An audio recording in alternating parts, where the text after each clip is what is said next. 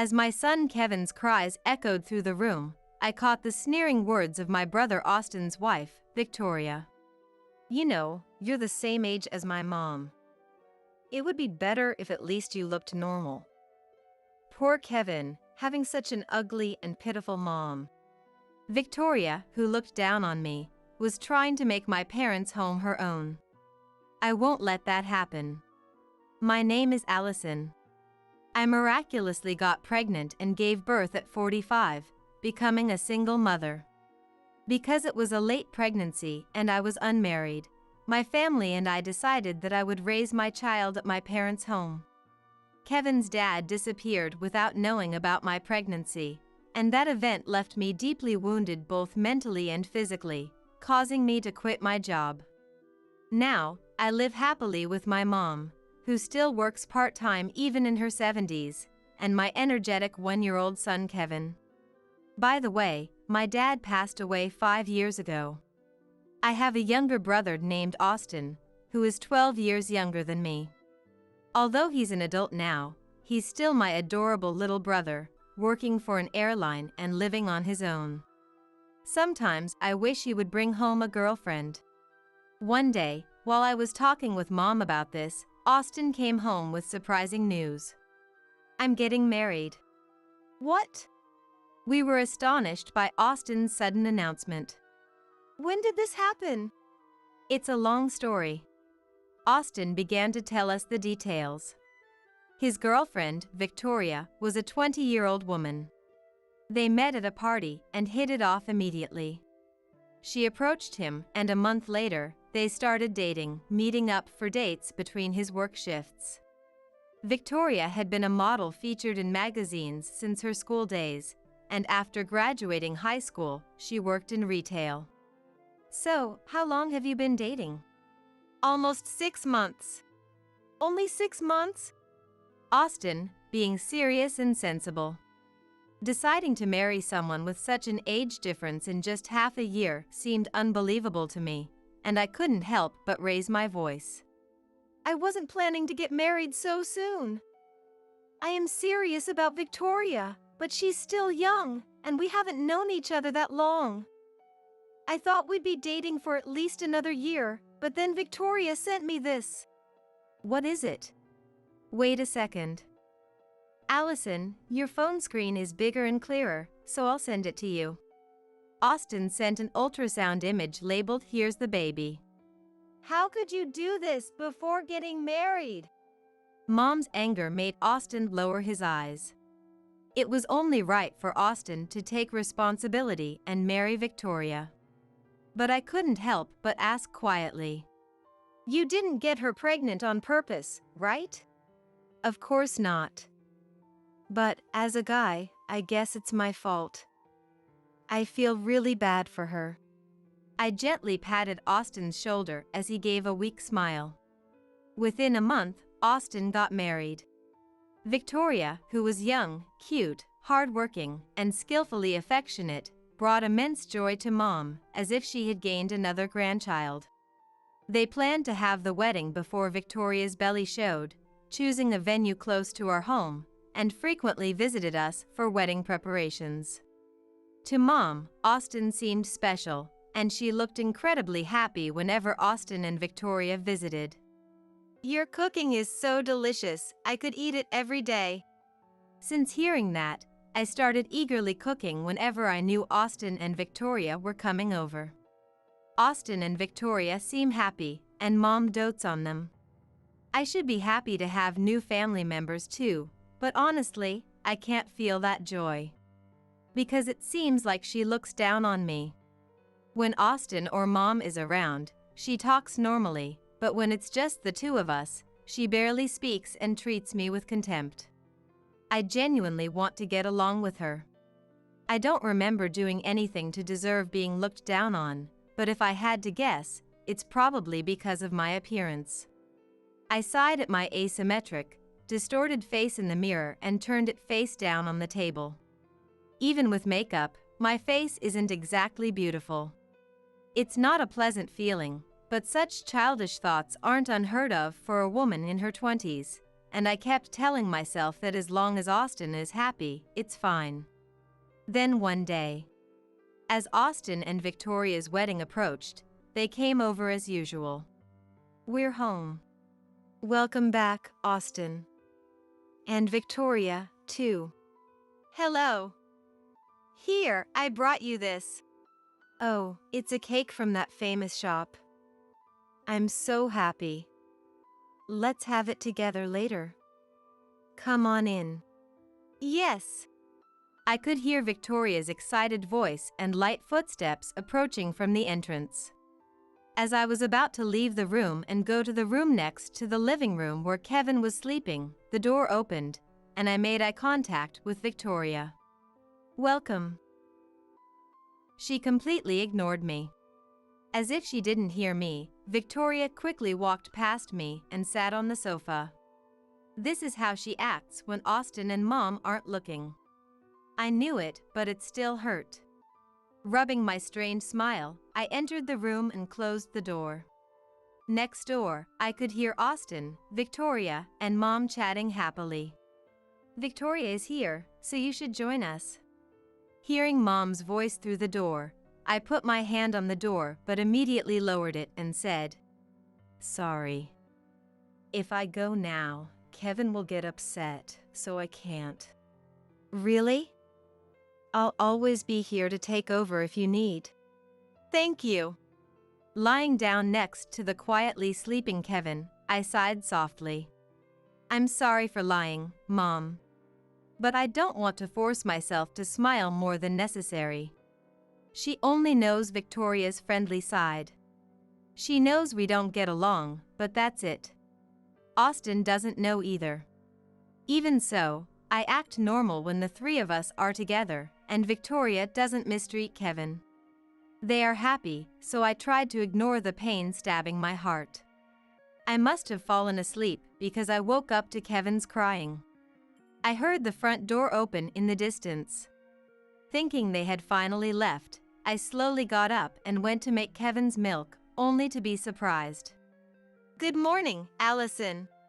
There was Victoria, sitting with a smile that didn't reach her eyes. "Where's Austin?" "Austin was called by an old friend and went to see them after a long time." So, the door I heard earlier was his. I left Kevin, who was crying, with Mom and went to the kitchen to prepare some milk. While I was doing that, Mom, soothing Kevin, said to Victoria, "It might be an all-night thing, so why don't you stay over?" "What? Really?" Mom's unexpected suggestion almost made me drop the baby bottle. "Stay over?" "Mom, she doesn't have any change of clothes or anything. It's too sudden, it would be inconvenient." "It's fine. You can buy some underwear at the nearby supermarket, and it's just for the night, so she can borrow something to sleep in. I'll wash what she's wearing now so she can wear it again tomorrow." "Thank you. I'll take you up on that offer." "Thank you, Allison." I was stunned by the tone of her voice, which sounded almost like she was adding a heart at the end. What was that cold attitude from earlier about? It felt like she was a completely different person. Honestly, it felt uncomfortable having someone in the house who had ill will towards me, but as long as we didn't end up alone together, I could manage. I made up my mind to endure it. As dinner began in a calm atmosphere, Mom was considerate towards Victoria. "Your belly isn't showing yet, Victoria. Maybe because you're slim, the baby might be small too?" "Maybe. If you're not having morning sickness, you need to eat well. Make sure to get enough nutrients before you go home." Victoria happily accepted Mom's hospitality while I felt like I was invisible. There were no particular problems, and soon it was time to get ready for bed. Austin still wasn't home. I sighed as I looked at the pink high heels by the front door. Normally, Austin's sneakers would be next to them, or neither would be there at all. After that, Victoria had gone shopping at the supermarket's clothing section and was now taking a bath.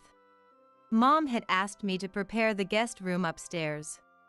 It used to be Austin's room, but it had turned into a storage room, so it needed some cleaning and the bed had to be made. I turned on the air conditioner and quickly tidied up, then made the bed. Why do I have to do this?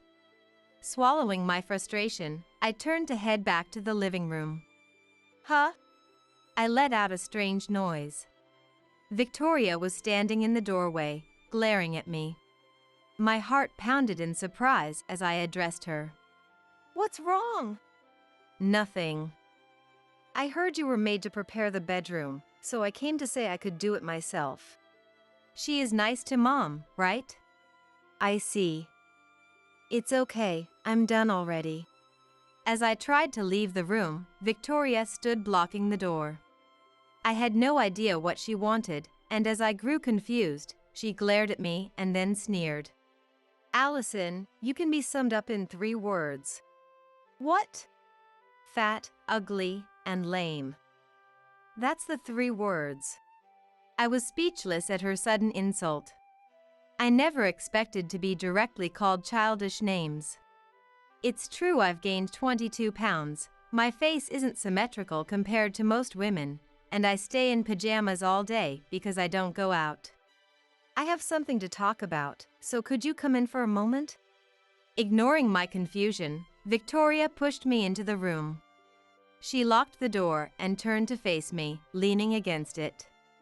I always dreamed of getting married. What? I hate studying, and I don't want to work. So I wanted to catch a man with a decent amount of money to have a stable life and become a relaxed and free housewife. Suddenly, Victoria started talking about herself, leaving me stunned and unsure of what to make of it all. Ignoring my reaction, Victoria continued her monologue. Austin may be a bit older, but he's a pilot for a major airline, looks decent, and has a good personality. Plus, his parents' house is in a prime downtown location, which is just perfect. Wait, what does that mean? But Austin's mom is a given, and the real problem is you. It's impossible for me to become family with someone so ugly. How about getting some plastic surgery? Everyone's doing it these days. What? And how about going on a diet? You're getting ugly because you're still living at your parents' house. Aren't you embarrassed? Her well-formed lips spat out these belittling words, causing anger to bubble up inside me. What? Are you marrying him just for our money? I raised my voice in frustration, but she just laughed. Why are you getting so worked up? It's hilarious. I'm just seeking stability in exchange for letting him marry a young and beautiful woman like me. This woman is dangerous. If things continue like this, she'll take over the house, and Austin's money will be squandered. Alarm bells rang in my head. Thanks for letting me know. I'll tell Austin about your true nature. Break up with him. He wouldn't believe you without any proof. The wedding is soon. It's too late to do anything about it, and I won't let you. If only my eyes or ears had a recording function. Victoria continued, with a malicious smile.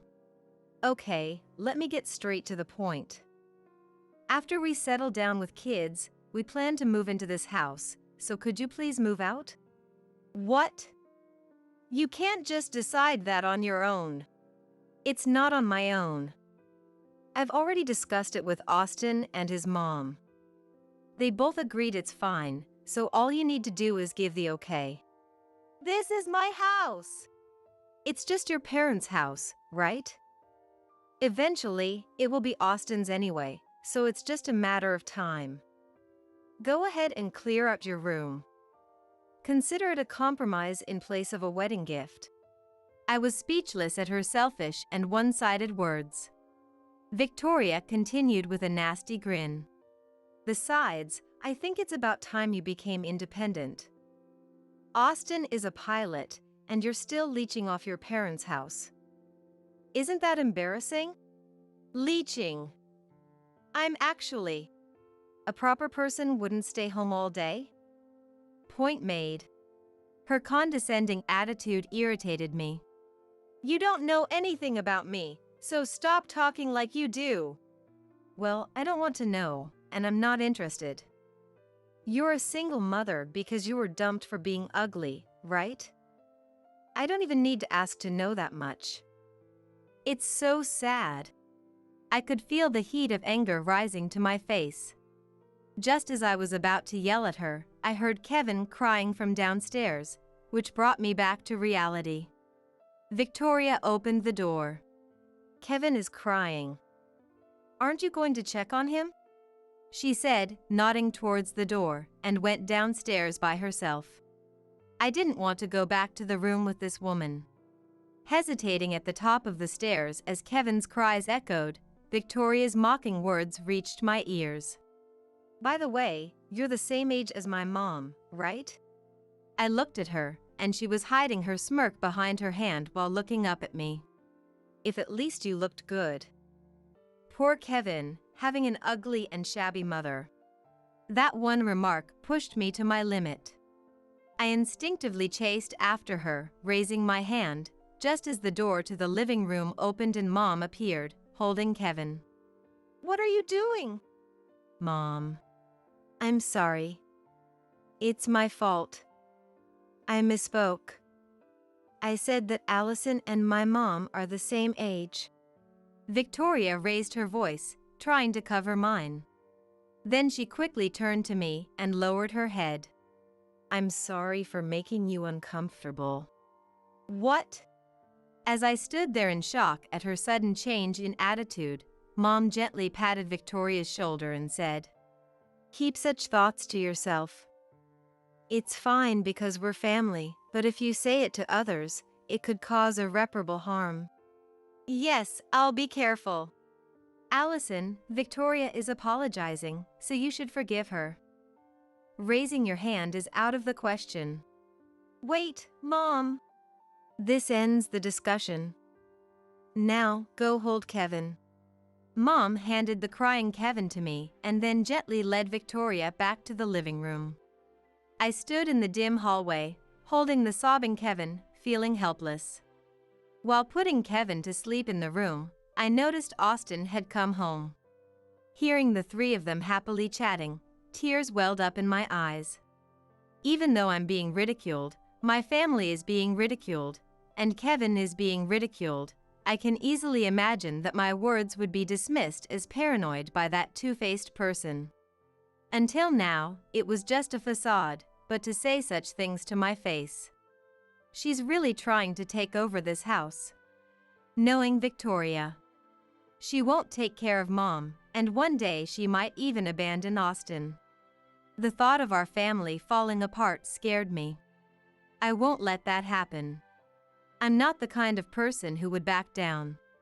If she thinks everything will go her way, she's terribly mistaken. With renewed determination, I gripped my phone, ready to protect my family. And on a certain day, I found myself at a wedding venue with Mom. After that incident, Victoria kept insisting that I shouldn't attend the wedding and should claim to be sick, but when I told her that a former nurse like Mom wouldn't believe it, she looked frustrated. "Fine, you can come, but don't blame me if you embarrass yourself," and said. I didn't understand what she meant, but it's clear that Victoria holds ill will only towards me. The wedding was hastily arranged, so the guests were just relatives and family. She's probably planning to win everyone over today, except for me. The wedding proceeded smoothly, and finally, it was time for the letter to the family.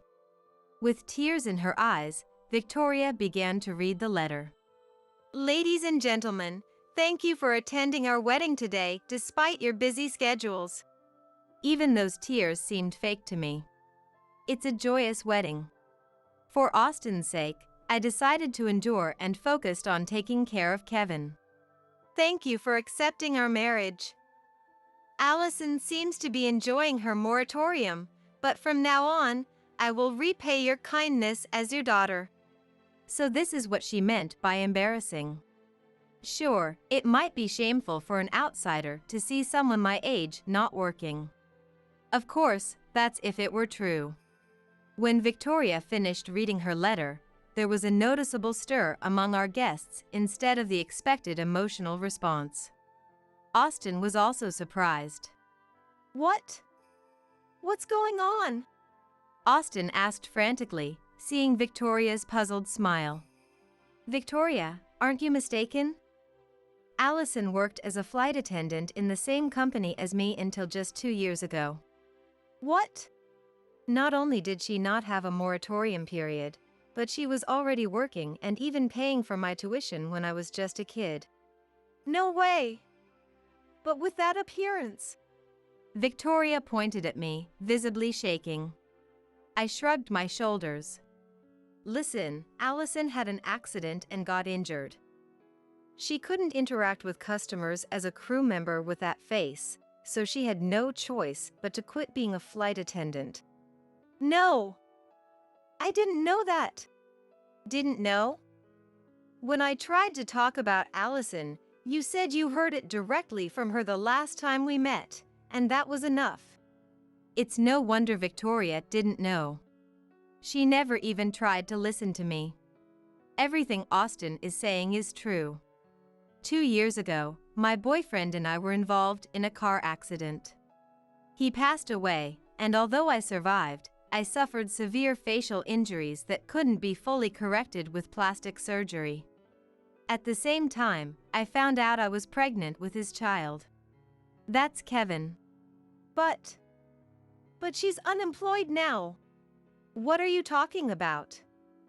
Allison has hardly ever been unemployed. What? After quitting as a flight attendant, she's been working from home as a translator to support Kevin and Mom. What did you even hear from Allison, Victoria? Austin firmly told Victoria, who was trying to justify herself. As Victoria was at a loss for words, the host took the microphone and smiled. What a wonderful family. Their presence will surely support the couple's future. Now, let's proceed with the reading of the letters. With the host's half-forced words, the reception continued somehow. Victoria looked dissatisfied and didn't even manage a polite smile while seeing off the guests. On the way back home after the wedding, Mom couldn't hide her confusion about Victoria's true nature and seemed somewhat depressed. Shortly after arriving home, Austin called. Victoria wants to have an important talk. But I think you're tired, so we don't have to force it. I have something to talk to her about too. Austin's tone was low. He, like Mom, had glimpsed Victoria's true nature. If she wants to come, let her. I have something to talk about too. I took Austin and Victoria's proposal instead of Mom, who didn't have the energy to answer the phone. It worked out well. A while later, when Austin and Victoria arrived, Victoria grabbed my arm as soon as we were alone and dragged me to a secluded spot. How dare you humiliate me, you ugly cow! I tried to talk to you many times, but you didn't listen. Then, Victoria grabbed my collar and yelled. Shut up! You ruined my perfect wedding, and I won't forgive you. You're the one who caused the mess, to begin with. Frankly, no decent adult would intentionally embarrass a family member at such a joyous event. Her behavior was so childish that I couldn't help but be amazed.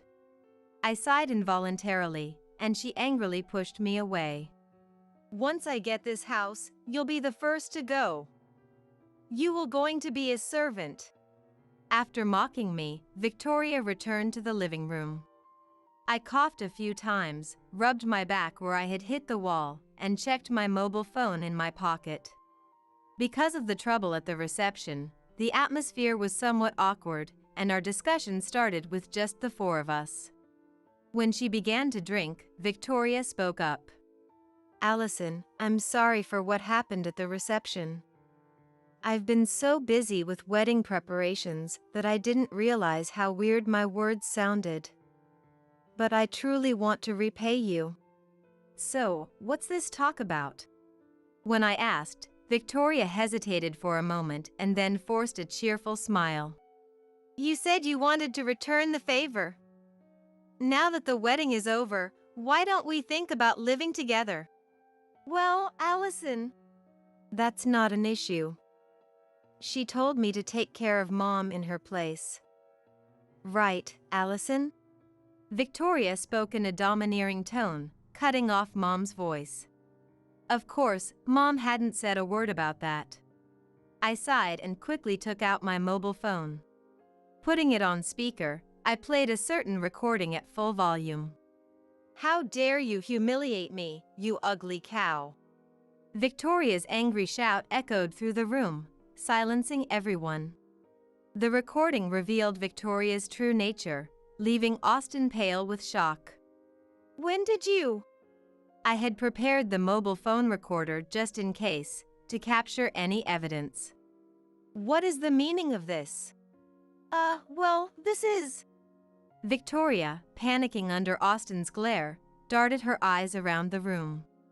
I smiled and said, "Let me tell you something. There's no way this house will ever be yours." Why? Austin is the heir. Because the house is in my name. What? Mom is getting older, and since I don't have any plans to get married, she transferred it to me as a gift. Then what about the inheritance? That's none of your business. We've got that covered. But seriously, as soon as you find out the house is mine, you start talking about inheritance? Mom is still healthy, you know. Her true colors started to show. Under Austin's cold stare, she tried to compose herself by rubbing her belly. What? You're going to believe Allison over me? I'm pregnant. You should be mad at Allison for stressing me out. Enough. Aren't you ashamed of lying just to save yourself? Shut up. Austin has a duty to make me happy. He always has to put me first. Austin, at a loss for words, hung his head.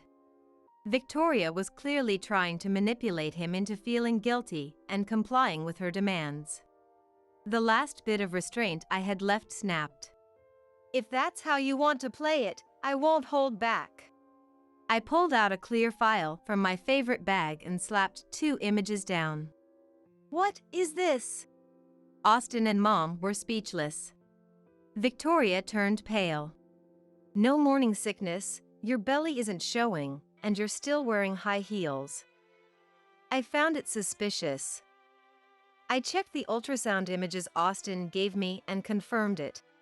The images were enlarged copies of 2 identical ultrasound photos, except one had a message written over the date. The exact same ultrasound image you sent to Austin was on a website. The one I found was dated 5 years ago. I continued, pressing the shaken Victoria. You're not pregnant, are you? Victoria was stunned, clearly shaken. You thought it through. People wouldn't notice the details just because it's an ultrasound photo. You even covered the date with a message. Finding that exact image online was a gamble. With the help of friends I made during my flight attendant days, I managed to locate it. If you still want to make excuses, go get tested at the hospital with Austin. With a twisted expression, biting her lip and glaring at me, Victoria spat out. I'm leaving. Goodbye. Forever, goodbye. She stormed past me, marching straight to the door.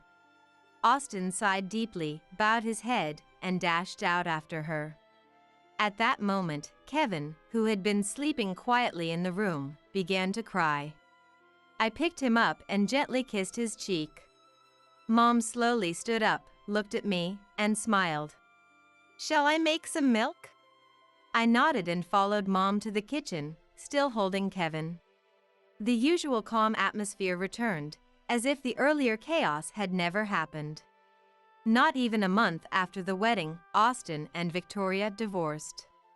According to Austin, they had gone to the hospital with a sliver of hope, only to be told that despite it being her first visit, Victoria's pregnancy test was positive. Moreover, it was confirmed she was in the early stages of pregnancy. Since hearing about the pregnancy, Austin had refrained from any intimate relations out of concern for Victoria's health. So, what did this mean? Apparently, Victoria had been having an affair behind Austin's back and was carrying the child of her lover.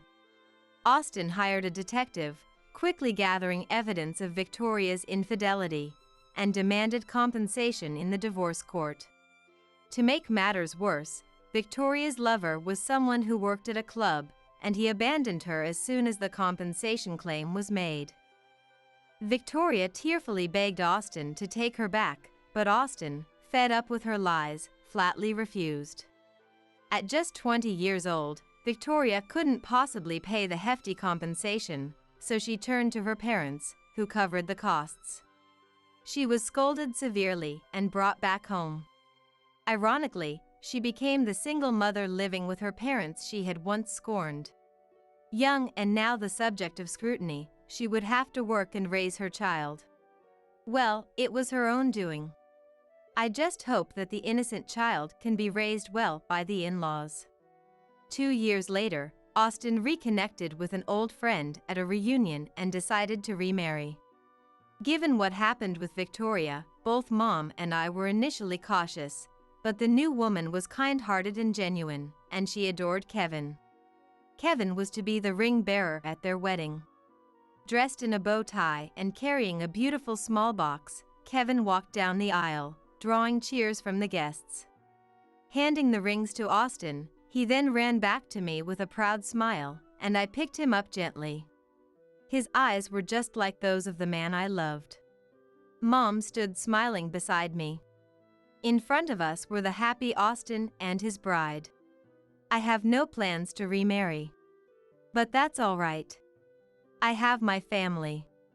I will continue to do my best to ensure my loved ones always have smiles on their faces. Don't you dare show up at my college entrance ceremony next month, you fake mom. Alan, my husband Scott's son from a previous marriage, told me bluntly, not even trying to hide his displeased expression. As he shamelessly devoured the celebratory meal I had prepared for his acceptance, Alan clicked his tongue at me, unable to conceal his shock at my appearance. Why are you so surprised? You even showed up uninvited to my high school graduation. People thought a woman with your saggy body was my mom, and it was humiliating for me. Alan spat out venomously, recalling the recent high school graduation ceremony. It was true that I wasn't Alan's real mother, and my husband Scott and I are 8 years apart. But that's precisely why I had tried to be considerate. Sure, I had been exhausted and maybe my dark circles were showing, but I had even gone to the beauty salon to get dolled up. I couldn't have looked bad enough to warrant such hurtful comments. Even if Alan wasn't my biological son, it was my only son's graduation. I had rearranged meetings and business deals, somehow managing to take the day off to attend, and yet this was how he felt about me. It made my heart sink. Moreover, Scott, who should have defended me, instead crudely laughed at the sight of Alan attacking me. Well, I guess there's only so much a makeup can do. She's an old woman after all. Seriously, for someone working at a trading company, having her around must really bring down the efficiency of the people around her. Scott and Alan gradually got more and more animated, talking about how ugly and old I had become. Aging is a natural process that everyone goes through, yet they mocked it as something hideous and looked down on me. Ah, this marriage was indeed a mistake, I realized once again with a pang. I've always had terrible luck with marriages. My first husband had easily cheated on me, and after the divorce, I had remained single for a long time. As I approached my mid-50s, feeling a sudden longing for companionship, I had been enjoying a drink at a bar after work when Scott happened to sit down next to me. Apparently, Scott too had been cheated on and had just gotten divorced. Perhaps because we had that in common, Scott and I started frequently meeting up at that bar. Before I knew it, I was being introduced to Scott's son Alan. A high school student aiming for medical school, Alan seemed to take after Scott in his politeness and diligence. I decided they were the family I wanted to become a part of. I had thought that after making the big decision to remarry, a warm family life would be waiting for me. But gradually, they started draining my salary while treating me like a housekeeper. It was only then that I realized I had been thoroughly ensnared in their intricately woven spider web of a trap. Like a trapped butterfly, perhaps struggling was futile. But was this really okay? Was I really content to let these men, who didn't even see me as human, say whatever they wanted about me? That's going too far, even for you, I retorted, unable to contain my anger for once. Shut up. Are you gonna lecture me again? I told you to stop acting like you're my mom. Alan raised his voice even louder at my rare display of backbone. As Alan saw the tears welling up in my eyes, he clicked his tongue in annoyance. Seriously, why did you even marry a woman like this, Dad? Put on the spot by Alan's pointed gaze, Scott's shoulders jumped in surprise before he hurriedly tried to appease his son. Sorry about that, Alan. Come on, Carol, you apologize too. With those words, Scott tried to push my head down in a forced bow. This was ridiculous. Why should I have to apologize? Fine, I get it. Saying that, I stood up from my seat. Then, on the day of the university entrance ceremony we had been waiting for, they were confronted with a shocking revelation from the school administration. Due to the $12,000 in unpaid tuition fees, your acceptance has been revoked. What? My name is Carol. A 55-year-old woman working at a trading company. I'm fortunate to hold the position of Director of Corporate Planning, allowing me to live comfortably without financial worries. I was married once in my 30s, but that ended in divorce due to my ex-husband's infidelity. For a while after that, I threw myself into my work. But about a year ago, I happened to meet Scott at a bar I had stopped by on a whim. He had taken the seat next to me at the counter by chance, and as we got to talking, we discovered that we had both been cheated on and divorced, finding a sense of camaraderie in our shared experiences. Before long, we started seeing each other outside of the bar as well. Scott was 47 and, to my surprise, worked at one of my company's client firms as a sales manager. He had a son, Alan, who was in his third year of high school. Almost without realizing it, the three of us started having meals together frequently. Alan was aiming to become a doctor and was constantly studying for the brutally competitive entrance exams. Yet, he never seemed bothered about taking time away from his studies to have dinner with us. On the contrary, he was a polite and upstanding young man. I suppose he took after his father Scott's courteous and hardworking side. It was only natural that the fondness I felt for them steadily grew stronger and stronger. After meeting up as a trio so many times, I found myself wanting to support Scott and Alan however I could. So, when Scott proposed, I gladly accepted. Remarrying in my 50s, I was too embarrassed to wear a wedding dress, so we didn't have a ceremony. But with Scott being a sales manager at one of our client companies, both of our firms celebrated with a grand reception party. I likely wouldn't be having any children with Scott, but I had Alan who looked up to me as well. I thought I could finally build a warm, loving family. Carol, hand over your wallet. Wow, you've got quite a bit in here. Saying that, Scott snatched my wallet as I came home from work, pulled out all the cash I had inside, and stuffed it into his own wallet. I silently picked up my discarded wallet, brushed off the dust, and put it back in my purse. I didn't even have the energy to protest or demand he return the money anymore. I seem to have a truly unfortunate fate when it comes to marriage. From the moment we registered our marriage, they changed completely. As soon as Scott realized that my salary was higher than his, he started pouring all of his earnings into gambling and alcohol. I knew he liked to drink since we met at a bar, but he had told me he didn't gamble. I had believed his words, but that was a lie. Scott's way of playing was so skilled that calling it a first-time gambling addiction would be an understatement. He was far too accustomed to it. And soon after Scott started living it up, the once kind Alan underwent a drastic change as well. Don't just stand there spacing out. You're in the way, move. Returning from cram school, Alan roughly shoved past me as I stood frozen in the hallway near the entrance. Eek! Don't make such a girly scream, it's gross. As I let out a shriek from hitting the wall, Alan clicked his tongue in irritation and spat those words at me.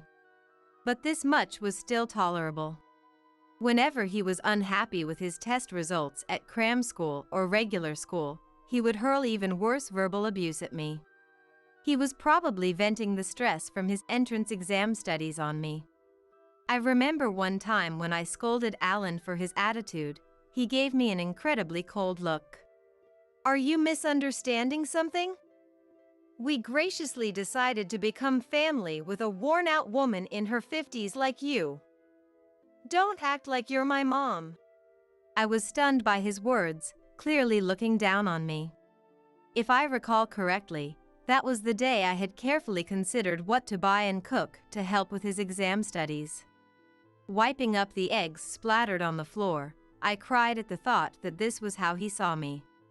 Scott, watching TV behind me, didn't offer to help or comfort me. These days, the word divorce keeps crossing my mind. But after the company threw us such a grand celebratory party, I can't exactly turn around and say we got divorced right away. Even if I quietly got divorced without saying anything, it would quickly spread through the internal company procedures. And while I'm not obligated to report it, I can't not pay my respects to the executives who orchestrated everything for us. I had many sleepless nights, plagued by headaches. And while I was agonizing over choosing the wrong marriage partner, unable to muster the resolve for divorce, Alan passed the entrance exam for the highly competitive medical school he had been aiming for on his first try. Thinking he would finally be free from the stress of entrance exams, I felt even more relieved than Alan himself. However, after receiving his acceptance letter, rather than going back to his old self, Alan got carried away with the success and escalated his verbal abuse towards me. Complaining was a given, and whenever I entered his line of sight, he would kick the floor or chairs and hit the walls as if to show how unpleasant it was for him. He even threw laundry at me once. Today too, as I came home utterly exhausted from work, Alan complained as if he was forcing himself to eat my cooking. Is the food not ready yet? Hurry up and make it. I'm doing you a favor by eating it. Even though I had already prepared the ingredients for the celebratory meal the day before, as soon as I got home, before I could even change out of my work clothes, I tiredly put on an apron and started making the side dishes. My nerves were completely frayed from the stress of repeatedly double-checking everything to make sure my poor health wouldn't affect my work performance, but none of that mattered to these two. Despite it being a celebration of Alan's acceptance, they had come home early and were relaxing in the living room as usual, not lifting a finger to help. And as if to add insult to injury, Scott laughed. Hey, Carol, are you making Alan complain again? He's going to be a doctor in the future. Don't make him waste his precious time. Instead of admonishing Alan, Scott berated me as if it was my fault for making Alan say such things. Ever since Alan's acceptance was confirmed, Scott had been putting me down even more than before, together with Alan, as if to appease him. One time, when I was crying alone in the living room in the middle of the night, Scott spat out these words to me. Anyone can see who's the better choice to side with, between you who will retire in less than 10 years, and my son who will be earning a high salary as a doctor for decades to come. I can never forget his face as he sneered at me, looking like a demon. At Scott's words, I shuddered, my face turning deathly pale. To them, I wasn't a life partner or anything of the sort. I was just a convenient person to bring in money and do the housework. There wasn't a shred of the warmth I once felt there. I gripped the kitchen knife tightly, biting my lip in frustration. For me, who had been working just as hard as any man at the trading company, being treated like a mere housekeeper was an even greater humiliation than when I discovered my first husband's infidelity. But divorce. As I was consumed by such circling thoughts, carrying the finished dishes to the table where Alan sat with his legs outstretched, he let out a sigh dripping with sarcasm. This is the celebration for my acceptance? What the hell? Can't you put out something more luxurious? Unbelievable. I got into medical school, you know? Right, Dad? Seriously, is this all you could prepare? Even with the roast chicken, sushi, colorful salads, and stewed dishes crowding the table, it seemed to fall far short of the luxurious meal they had in mind. I knew they would have a nasty attitude, but I also knew how much time and effort Alan had poured into his studies to overcome this difficult hurdle. That's why I had taken the time to make everything from scratch, hoping to please them even a little, but I was made painfully aware of my own foolishness. Their incessant complaining showed no signs of ending. If they were going to complain anyway, I might as well not cook at all, but if I bought something from the store, they would complain even more than when I made it myself, calling it half-assed or cheap. Ever since I was verbally abused for buying deli items when I came home late from overtime, I stopped serving store-bought food as is.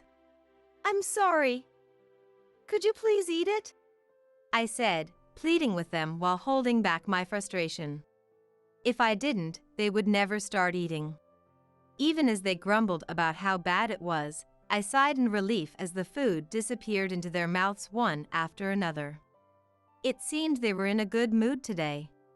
I would save the extra ingredients I bought in case they demanded I remake the meal for tomorrow. That's when it happened. Stuffing his face to the point of vulgarity, Alan suddenly looked up as if remembering something. Oh right, just to make it clear, don't you dare show up at my college entrance ceremony next month, you fake mom. What? I reflexively lifted my head from where I had been looking down, my eyes meeting Alan's, who made no attempt to hide his displeasure. Why are you so surprised? You even showed up uninvited to my high school graduation. People thought a woman with your saggy body was my mom, and it was humiliating for me. But I was stunned by his spiteful words. Sure, I had been exhausted and maybe my dark circles were showing, but I had even gone to the beauty salon to get dolled up. I couldn't have looked bad enough to warrant such comments. Even if Alan wasn't my biological son, he was my only son now, and it was his graduation ceremony. I had rearranged meetings and business deals, somehow managing to take the day off to attend, and yet this was how he felt about me? As I sat there in shock, Scott added insult to injury. Well, I guess there's only so much a makeup can do. Haha, she's an old woman after all. Seriously, for someone working at a trading company, having her around must really bring down the efficiency of the people around her. The two of them gradually got more and more animated, talking about how ugly and old I had become. I may be pushing 60 soon, but this wasn't the kind of topic to laugh about while clapping your hands in front of a woman. Hey, that's going too far, even for you. Shut up! Are you gonna lecture me again? I told you to stop acting like you're my mom. When I angrily talked back, Alan cut me off with a shout. Acting like your mom? My words echoed in the now silent dining room. I couldn't find anything else to say. He had been such a good kid at first. He was under a lot of stress from his entrance exams now. I had become his mom, so I had to be patient. I kept telling myself that, over and over.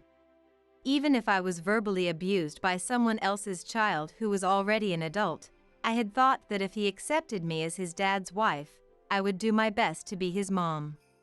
Listen up, I don't think of you as my mom, not even a tiny bit. It pisses me off just having a fake like you hanging around our house. Not even trying to hide his anger, Alan stabbed his fork into the chicken. I had been wrong in my thinking from the very start. He had never accepted me at all. Seeing the tears spilling from my eyes, Alan clicked his tongue in annoyance.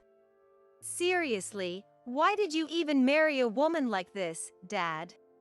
Put on the spot by Alan's pointed gaze, Scott's shoulders jumped in surprise before he hurriedly tried to appease his son. Sorry about that, Alan. Come on, Carol, you apologize too. With those words, Scott tried to push my head down in a forced bow. This was ridiculous. Why should I have to apologize? Fine, I get it. I brushed off Scott's hand and stood up forcefully, making a loud noise. What's gotten into you all of a sudden?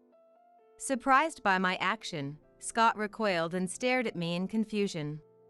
Alan also looked up at me with his mouth agape in shock.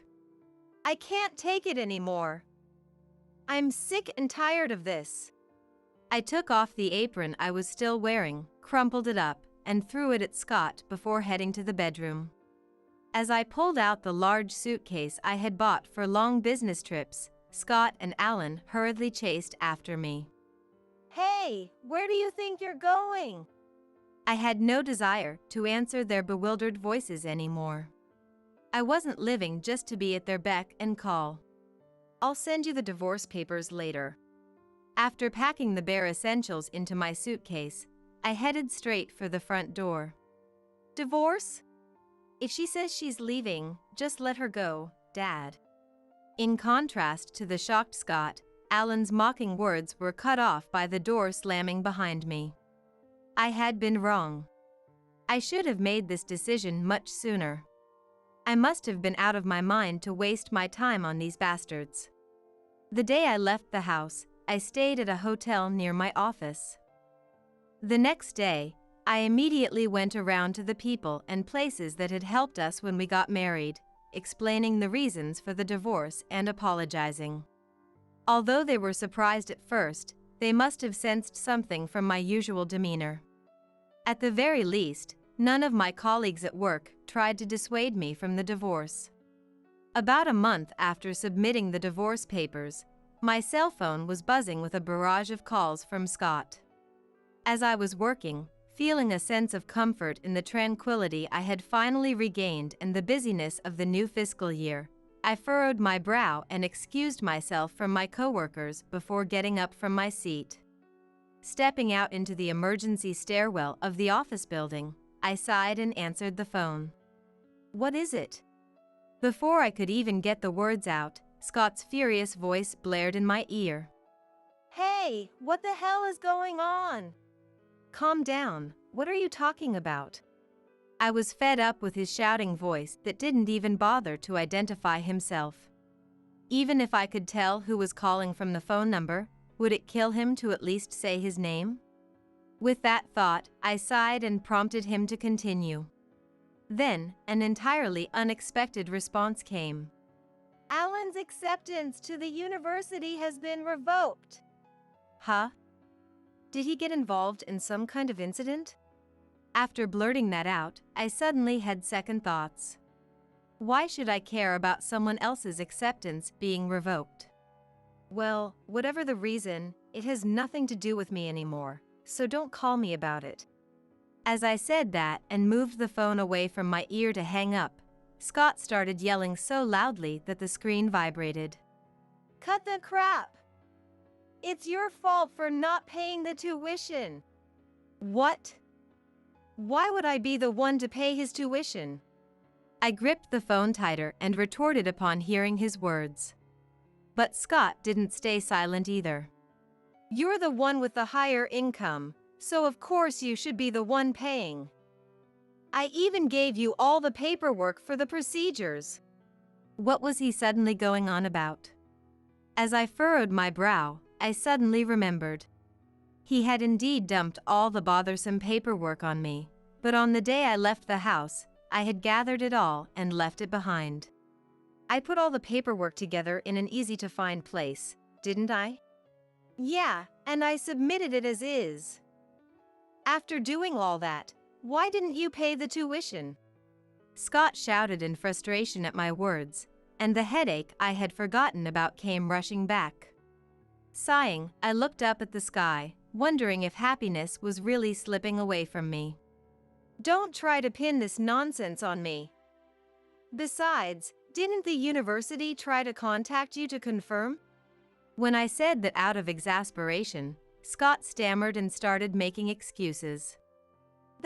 Well, it was from an unknown number, so I thought it might be a suspicious call. I can't believe this.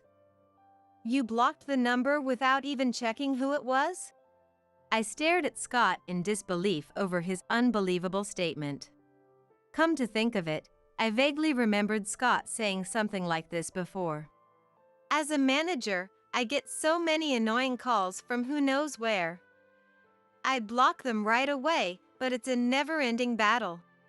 He had bragged about it proudly, but I bet he never dreamed it would come back to bite him like this. Besides, he had left checking the mail to me for the longest time, so knowing him, he probably didn't even bother to look at the reminder letters. I'm sure he didn't even notice the notification about the acceptance being revoked.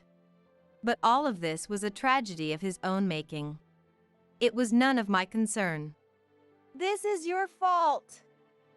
Go apologize to the university right now and pay the tuition. That's why I was troubled by him trying to shift the blame like this. Don't be ridiculous. We're already divorced. Why should I have to pay for a stranger's tuition? Ignoring Scott's loud ranting, I hung up the phone and hit the block button. God, how foolish can I be?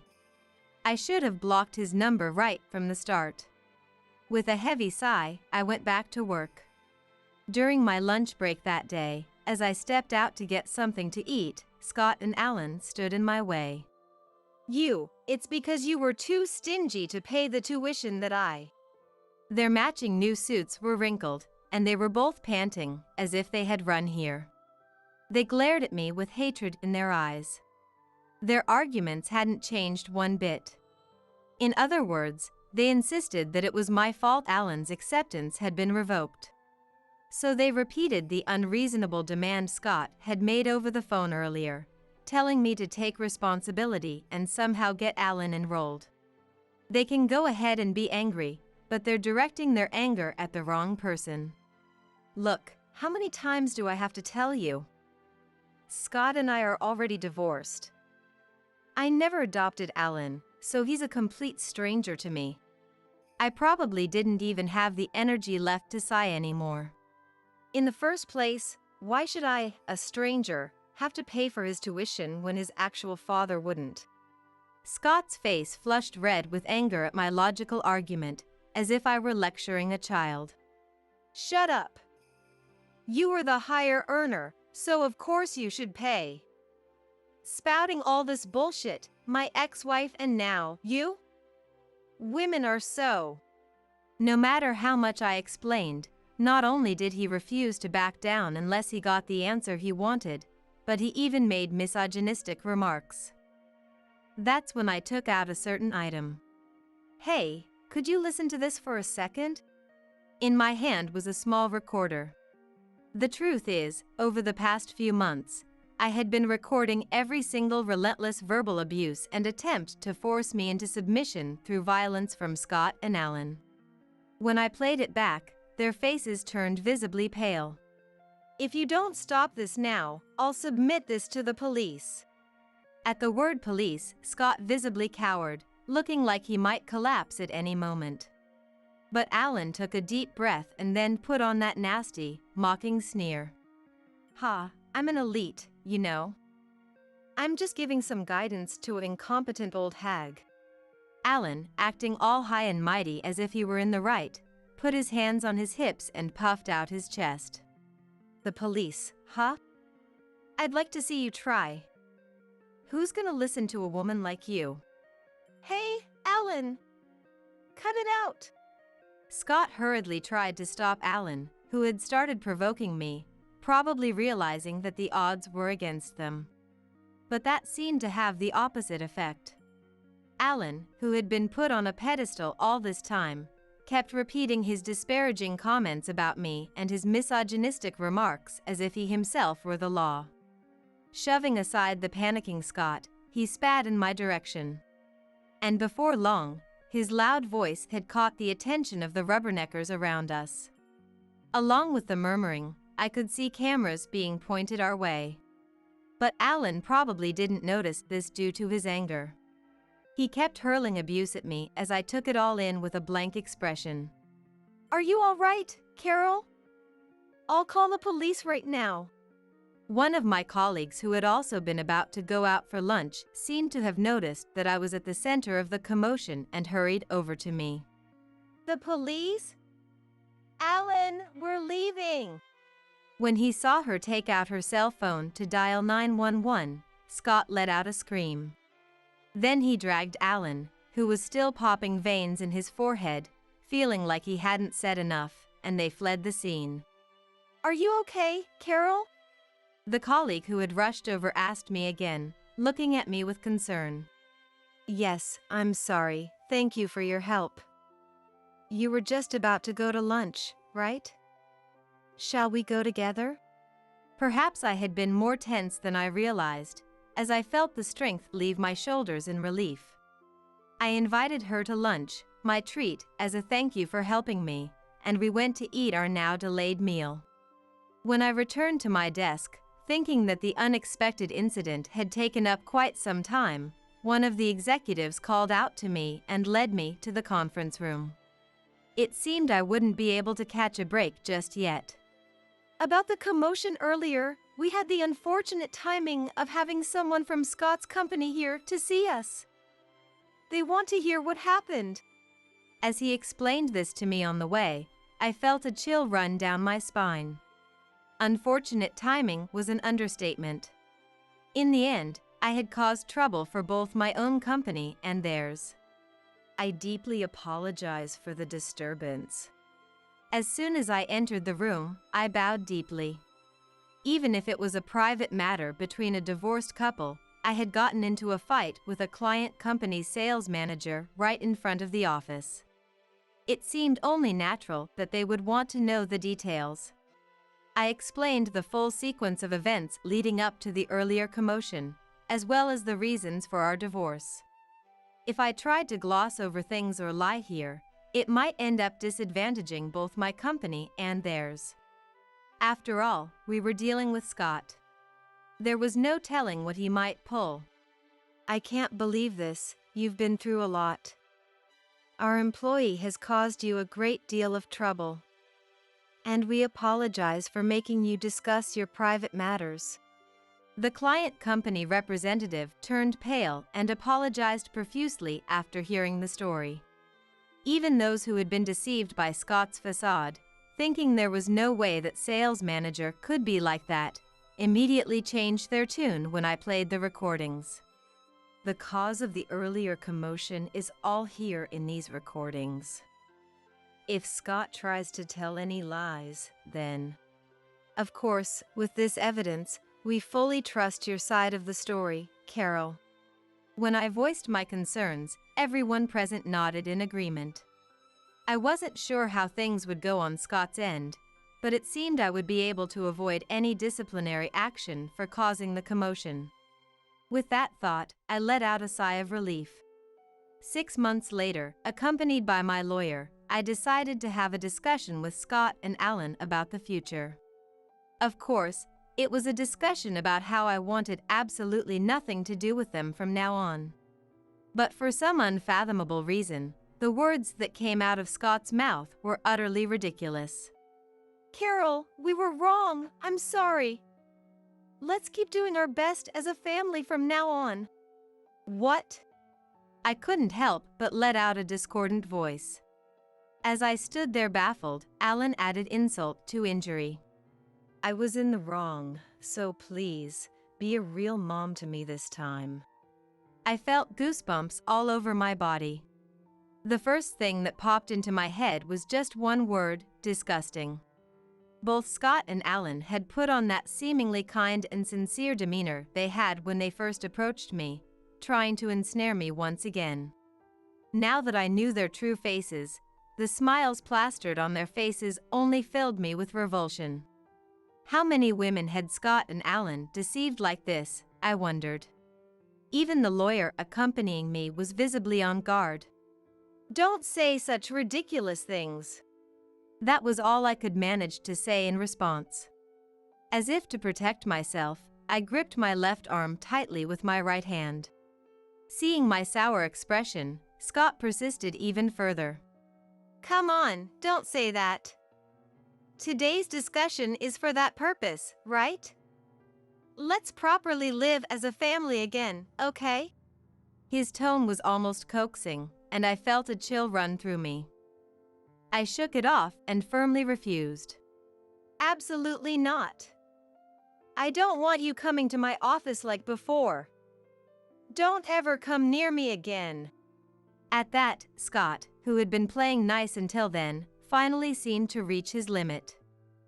He slammed his hand on the table with a bang, trying to intimidate me. You get all high and mighty just because we apologized? Listen up. The only reason we came here today was because we were willing to start over. We're saying we'll remarry you. Who do you think you are? His nostrils flared as he took deep, excited breaths. Both my lawyer and I stared at him in disbelief. They hadn't changed at all from before. They were just hiding their demonic true selves beneath a kind facade.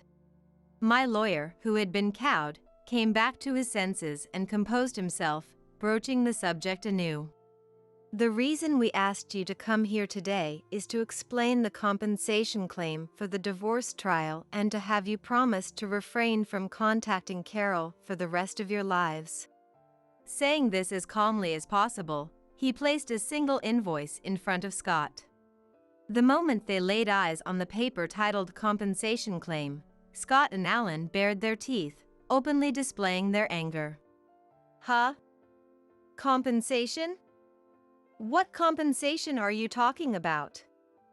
You're the one who up and left on your own. The saggy hag is just making false accusations to get money. The two of them were making a huge fuss, but my lawyer seemed to be getting used to it and handled them without flinching. Please don't raise your voice. Even that completely immoral behavior of yours is more than enough grounds for a compensation claim. But Scott, you were cheating on her, weren't you? What? Don't be ridiculous. I never cheated. Faced with the lawyer's stern gaze, Scott's earlier bravado vanished in an instant, and he visibly panicked. It seemed Alan hadn't known about Scott's infidelity and stood there frozen in shock. I took a deep breath and began to speak as calmly as I could. Your behavior was so abnormal that I reached out to your first wife. What are you doing, going behind my back? As Scott looked like he was about to lash out, the lawyer silenced him with a look. Once he confirmed that Scott had restrained himself and fallen silent, the lawyer prompted me to continue. It turns out you were the one who cheated. I presented a copy of the divorce agreement that Scott's ex-wife had given me, urging me to use it. It proved that Scott's infidelity was the cause of their divorce and that the matter had been settled with Scott at fault. When I met Scott, he had told me that he was the one who had been cheated on, but that was a blatant lie. Scott himself was the one who had cheated. Your ex-wife told me I should have a detective investigate you right away. Of course, I did so without hesitation. And just as I thought, evidence of your affairs kept popping up one after another. Saying that, I spread out the detective's investigation report on the table. I'll offset the property division with the amount you took from me, so you'd better pay the compensation in full. I glared at him as I said that, and Scott began to tremble, now resorting to begging for forgiveness. I'm sorry, Carol. I let my guard down and got taken advantage of. I was seduced and had no choice. Please, forgive me. Come on now, hurry up and sign. I'm busy. I looked down at Scott, who had begun to apologize profusely in an unseemly manner, without any emotion. Then Alan, comparing my coldly dismissive attitude with Scott's pathetic state, started trying to butter me up. Carol, I'm different. I'm not like my crazy dad. I'm on your side. You're the only real family I have, Carol. Alan! Even Scott, who had been begging for forgiveness, gaped at Alan in shock over his sudden change. Alan put on his best good boy act and tried to take my hand. I'm still a child who needs parental protection, so I need your support, Carol. I brushed off the hand he extended without hesitation. What's with this "I'm still a child" crap? It's so disgusting I might break out in hives. I put some distance between us again and conveyed my revulsion without hiding it. You're already 18, right? You're a proper adult now, and your actions have consequences. You're smart enough to get into medical school on your first try, so shouldn't you be the one supporting your dad instead? Cut the crap! Enraged by my words as I tried to protect myself, Scott, who had been groveling on the floor, and Alan, who had been trying to butter me up, finally resorted to violence and swung their fists at me. But their blows never reached me. My lawyer deliberately called the police in a loud voice so that the two agitated men would notice. Realizing the police were on their way, they frantically fled the law office. When the officers arrived just a few minutes later, my lawyer and I explained the situation. They concluded that I should absolutely avoid meeting with Scott and Alan directly from now on. From then on, all communication would be done through my lawyer. Knowing those two, I had thought the compensation claim would likely drag on. But it was settled sooner than I expected. As it turned out, Alan had apparently become a shut-in. You see, when Scott and Alan had caused that commotion in front of my office earlier, some rubbernecker had posted a video online of Alan verbally abusing me. It had blown up due to how terrible it was. Alan, who had been bragging about getting into medical school on his social media with his face visible, was quickly identified and apparently received some pretty awful direct messages. His pride shattered, Alan's spirit seemed to have broken. I heard through the grapevine that he had stopped coming out of his room. As for Scott, his reputation within the company had already hit rock bottom due to the divorce scandal. His demands for us to get back together and the police incident were the final nail in the coffin, and he was being treated like a pariah. His own motivation seemed to be at an all-time low, but with Alan shutting himself in, the debts from the money he had poured into gambling, and the compensation he had to pay me, he apparently couldn't even quit his job. Scott had been demoted from sales manager because of the disturbance he caused in front of our company, his client. Lacking the courage to change jobs in his late 40s, he seemed to be working on inertia. The new person in charge of our account was complaining about him with a give-me-a-break attitude. This isn't something I should be telling you, Carol, but Scott's misogynistic remarks have become a social issue. But seriously, we're getting complaints from complete strangers. It seemed the new person in charge at the client company had quite a loose tongue. When he found out I was Scott's ex-wife, he started venting and telling me about Scott's current situation without me even asking. I considered requesting a change in who handled our account, not wanting to get involved with them anymore. But I figured it might be good to stay informed of the situation to avoid any weird ideas, so I left things as they were. Having finally overcome what might have been the greatest hardship of my life, I was now throwing myself into my work more than ever. I had built a good friendship with Scott's ex-wife since she cooperated with me, and it was nice that we could easily keep in touch as fellow single women. We were planning to go out for some delicious drinks together soon. Upon arriving at the Target high-rise apartment, I approached the concierge and was handed the keys to the room. Through the elevator reserved for the higher floors, I made my way to the top floor of the apartment. Wow, this is lovely. As the door opened, my sister-in-law, Laura, was the first to leap in, dancing around as she exclaimed, "Let's get unpacking." I called out, but no one offered to help. Predictable, yet it still irked me. The movers placed the boxes where directed, and I was left to unpack alone. "I'll take this spacious room. Katrina can have the tiny storeroom." My father-in-law, Harrison, and my mother-in-law, Rosalind, went ahead and decided who was getting which room. But I ignored them and continued my work.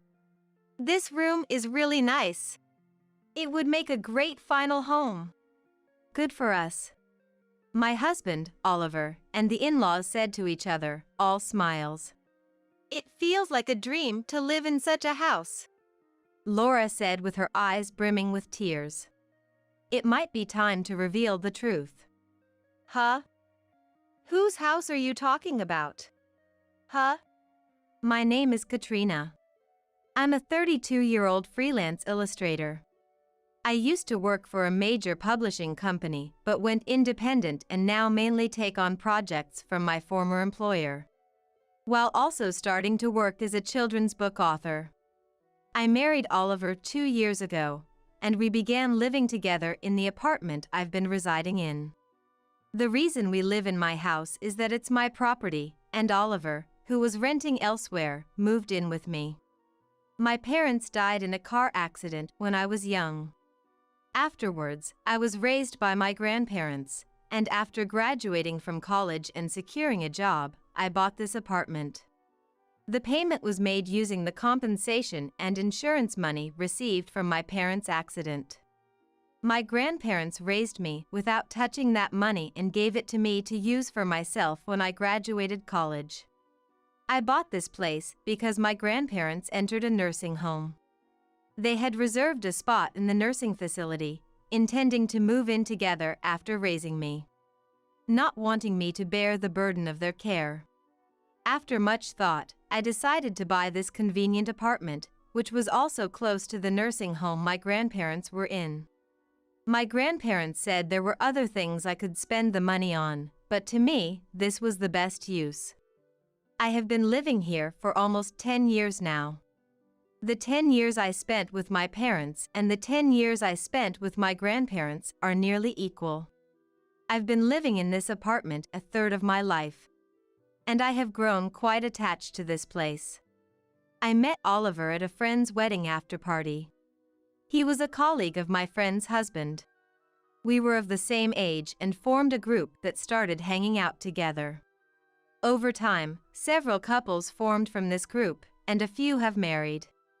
And one of those couples was Oliver and I. Oliver was cheerful and seemed to brighten the room just by being there. From our first meeting, I was attracted to him. I admired his cheerful nature, something I lacked, and thought he was a wonderful person. However, that was only the face Oliver showed to the world, and I quickly learned about his other side after we got married. While Oliver was very gentlemanly during our courtship, he turned out to be the type who changes once the marriage is set. No, it was worse than that. After we got married, he said something unbelievable. "Since I'm living in your house, you should take care of the living expenses." "What do you mean?" "The expenses would be the same even if I weren't here, right? So, you should continue to cover them as you have been." I think that's how it should be.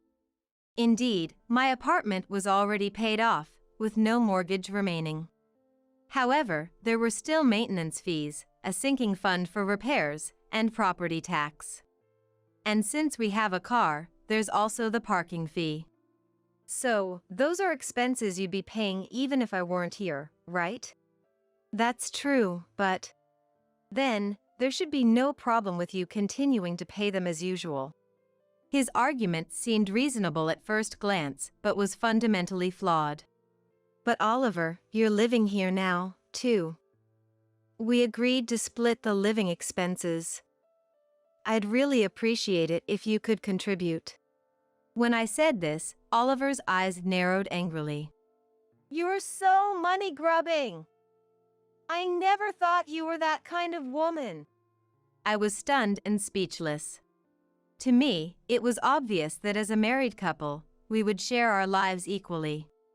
I had naturally assumed we would split the expenses for our home. I'm not saying I won't contribute anything. I'll definitely pay half for my part.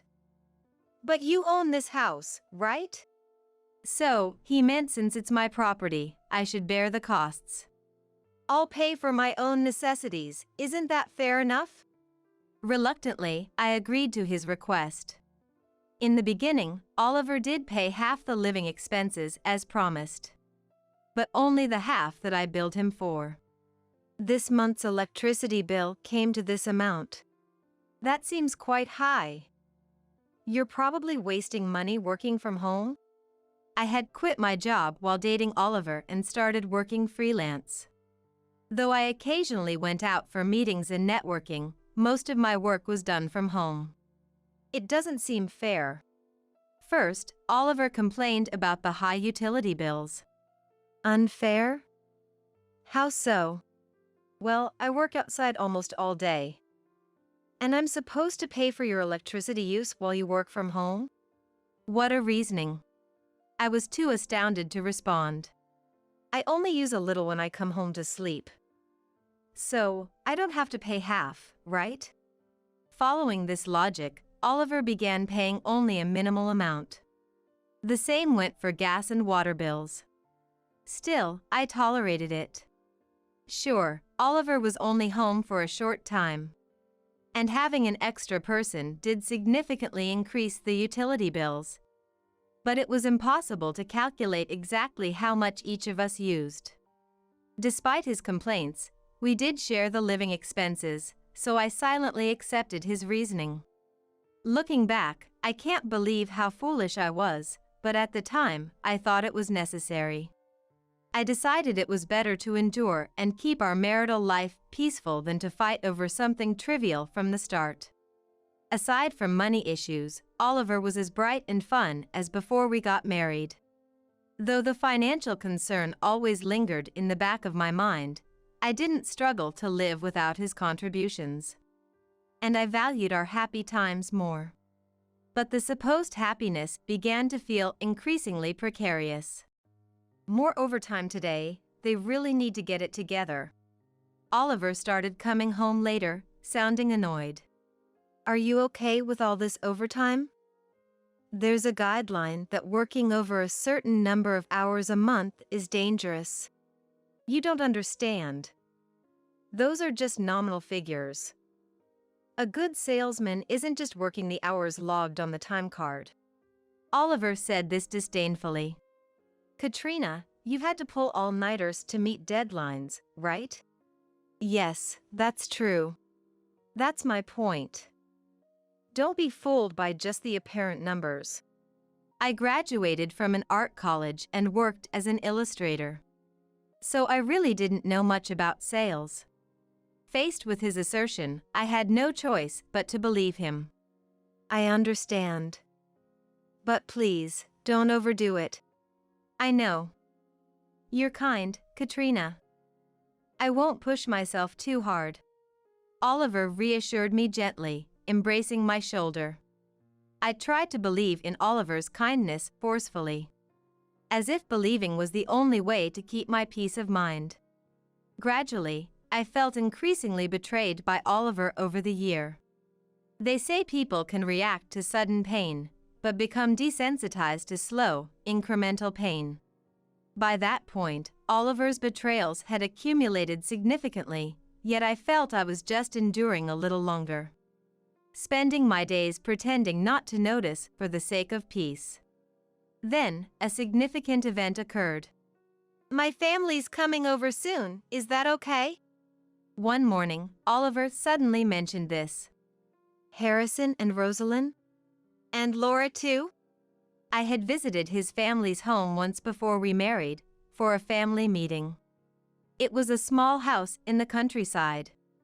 It seemed to be a fairly old house, and every part of it was old, but my parents-in-law were living there. At that time, Laura had already moved out after getting married, so I wasn't able to meet her. We did message her, but as she couldn't come due to her schedule, but gave us a message, "Welcome to the family." Since we didn't have a wedding ceremony and only took photos, that was the only time I met his parents. Of course, I never had a chance to meet Laura. Our friends held a party for us to congratulate, but I still hadn't met Oliver's relatives. As I didn't have much interaction with my own relatives, and I did not find it so strange. Now, suddenly, his parents and Laura were coming to visit. It wasn't odd for them to want to see how we were doing after a year of marriage. Without any doubt, I agreed to Oliver's words. A week later, as promised, the in-laws came to our house. "This is your place? It's not very big, is it?" That was the first thing they said as they entered our home. Of course, it's not big. This house was originally bought for me to live in alone. It has 3 rooms and a spacious living dining area. One room is almost used as a storage, and the remaining rooms served as my office and bedroom. When Oliver started living with me, he wanted a space to work from home, so I gave up my office for Oliver's study. And now I work in the living room. It's spacious enough for 2 people to live without any inconvenience. As I was thinking this, Laura, whom I was meeting for the first time after Rosalind, entered the house. "You're right, it's smaller than I thought. Are we going to live here together?" "It's small, but bear with it. They say any place becomes comfortable if you live in it." "Well, it's better than nothing. I'll manage to live here." "How long do they intend to stay?" As I pondered vaguely, Oliver commanded me with an irritated voice. Hey, what are you dozing off for? Hurry up and carry in my parents' luggage." "What? Oh, sorry. Which ones are their luggage?" I thought it would be just enough luggage for a short stay, maybe a duffel bag. But when I looked inside the entrance, I couldn't find anything. "What are you looking at? It's outside." Rushing to the entrance, I saw about 10 cardboard boxes piled up in the hallway. Cardboard boxes for a visit to their son's house? I didn't understand the meaning, but leaving such things in the hallway would bother other residents. Fortunately, none of the boxes were too heavy, and I somehow managed to bring all of them into the living room by myself. Since it's a living dining area, it's quite spacious. Although it's obstructive, stacking them up secured enough space to place them. During this time, Oliver and the in-laws were sitting and talking. "Make coffee once you're done with the luggage. Hurry up, everyone is tired." I couldn't think properly due to the situation and moved reflexively to Oliver's words. "You really are so inconsiderate. I'm worried about our future." "I'll sleep in this room." While I was cluelessly making coffee, Laura declared our bedroom as her room. "Ah, that's fine. I'll clean up the storage with Mom, and when we're done, we'll sleep together." "It'll be nice to sleep with Oliver after a long time." Sleeping closely with family, how nice. Oliver and his parents acted as if I didn't exist, enjoying their family time. Our house only has a bedroom, a storage room, and what now serves as Oliver's study, which was my former office. Where am I supposed to sleep? And how long will this lifestyle continue?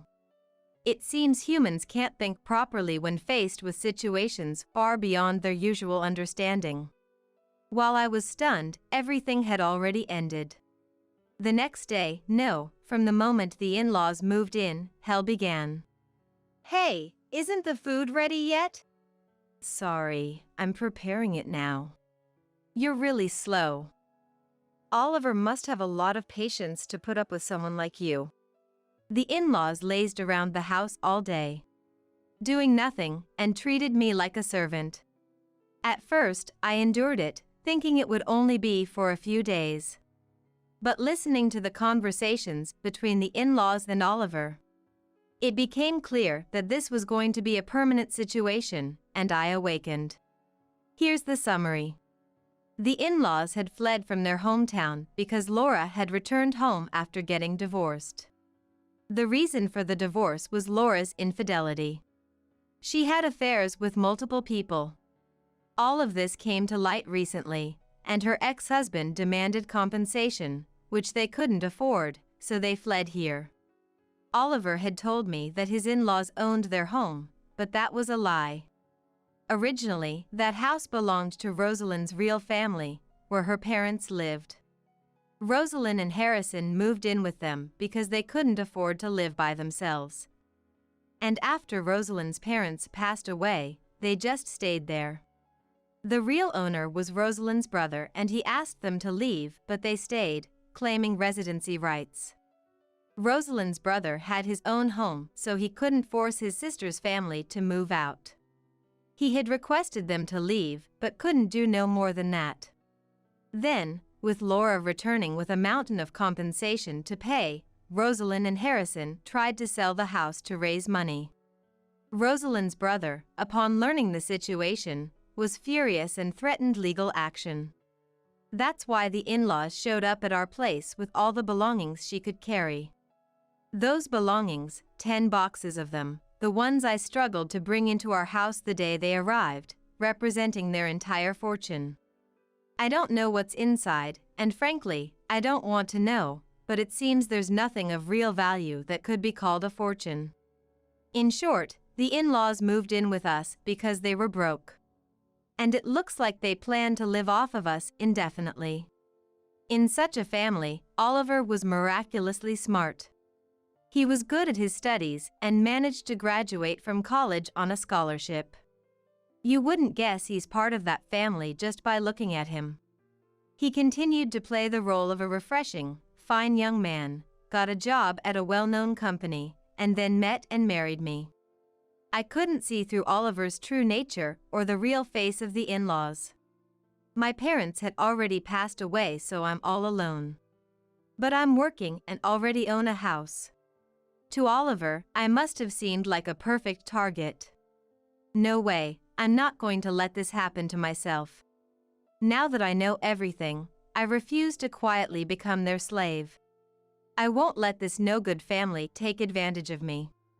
I started planning my retaliation and took action the very next day. For now, I had to act submissive. I couldn't let Oliver or the in-laws catch on to my plan. I had to catch them off guard. Just like how they suddenly showed up here. After pretending to listen to the in-laws for about a week, one day, Laura said to me, "Give me some money." Laura demanded, extending her open right hand. She was so blatantly freeloading. It was irritating, but I had decided not to resist for now. I handed Laura a few bills. "Is this all? Don't you have more?" "I don't have more on me right now since this was sudden." "Then a credit card will do." "Absolutely not. If I gave her a card, there's no telling what she'd do with it." "I can't lend you a card. I'll withdraw some money from the bank tomorrow. Please wait until then." I managed to quiet the complaining in-laws by making that promise. I wouldn't give them the card no matter what. That night, after Oliver came home, he complained about it. "You could have just lent them the card. You're really stingy with money." I was appalled by his words, but I apologized, thinking it over. "I'm sorry. I thought there could be problems if something happened." "Like what?" I was afraid of lending a card with a different name, and if Rosalind and Harrison got arrested for misuse, I couldn't do it. Oliver seemed satisfied with this reason. Then, make a family card for my mom and dad. I'm counting on you. Understood. I replied as such, but I had no intention of making one. About a month later, Oliver asked about the status of the family card. Maybe the in-laws, having received money several times, found it troublesome and urged Oliver to ask for the card. I'm sorry, but it seems I can't make it, I said, feigning disappointment. I hadn't applied for a family card and wasn't disappointed at all. Why not? Rosalind and the others are considered relatives, not family, so it doesn't work. Apparently, it's not okay just to live here temporarily. The in-laws had just rolled in without permission, and no proper arrangements had been made for living together. They haven't even changed the address registration, so it seems like there's no actual residence. I see. Faced with this explanation, Oliver seemed to have no choice but to accept. Well, then we just need to change the address registration. That's right, since we're going to live here anyway. Go ahead and take care of the procedures. What a nerve for them to order me to do so. About that, I think this house is a bit small for us to live in permanently. Now that you mention it, maybe that's why you haven't been coming home much lately. When I said that, Oliver looked a bit puzzled. I've been staying at hotels because I've been working late. Oh, that must be tough. So, I was thinking, why don't we move out of this house? Oliver and the in-laws were surprised by my suggestion. This house was originally bought for me to live alone, and while Oliver and I could barely make do, it's definitely too small in the current situation. Indeed. Look at this. Wouldn't you want to live in a house like this? I showed them the brochure for a new apartment. It was a recently completed high-rise building. The brochure featured photos of a top-floor apartment. Spacious, with large windows offering a view of the city below. How were you able to get an apartment like this? I thought our current place was too cramped, so I decided to go for it. I sold this place and added my parents' inheritance and savings to buy it. That's great. This place isn't bad, but that one is definitely better. Laura and Oliver, who had been looking skeptically, relaxed when they learned the payment was already complete. Wow, you've got some sense. I'm seeing you in a new light for the first time. Yeah, I guess I can acknowledge you as Oliver's wife. The in-laws nodded in agreement with smiles. And just like that, the move was settled smoothly. About a month later, the day of the move arrived. It was a bit sad to say goodbye to the house we had lived in for so long, but it was for a brighter future. Once the belongings were loaded into 2 trucks, we headed to our new destination. Upon arriving at the high-rise and speaking to the concierge, we were handed the keys to our apartment. To our top-floor apartment via the high-rise exclusive elevator. Wow, it's beautiful. Laura was the first to dash in, exclaiming as if dancing. Let's get unpacking. I called out, but no one offered to help. As expected, but still infuriating. The movers placed the brought items were directed, and I began unpacking alone. I'll take this spacious room. Katrina can have the tiny storage. The in-laws were assigning rooms as they pleased, but I ignored them and continued my work. This room is truly wonderful. A great choice for our final home. I'm glad you feel that way. Oliver and the in-laws were all smiles, exchanging such words. It's like a dream to live in a house like this, Laura said, teary-eyed. Now, it might be a good time for the reveal. Huh? Whose house are you talking about? Huh? A good moment to show the in-laws reality. Why would you all live here? What are you talking about? It's our new home. We're the ones who will live here. Huh? I feigned exaggerated surprise. This isn't your house. I bought this place to live with my grandparents. You asked if we wanted to live in a house like this.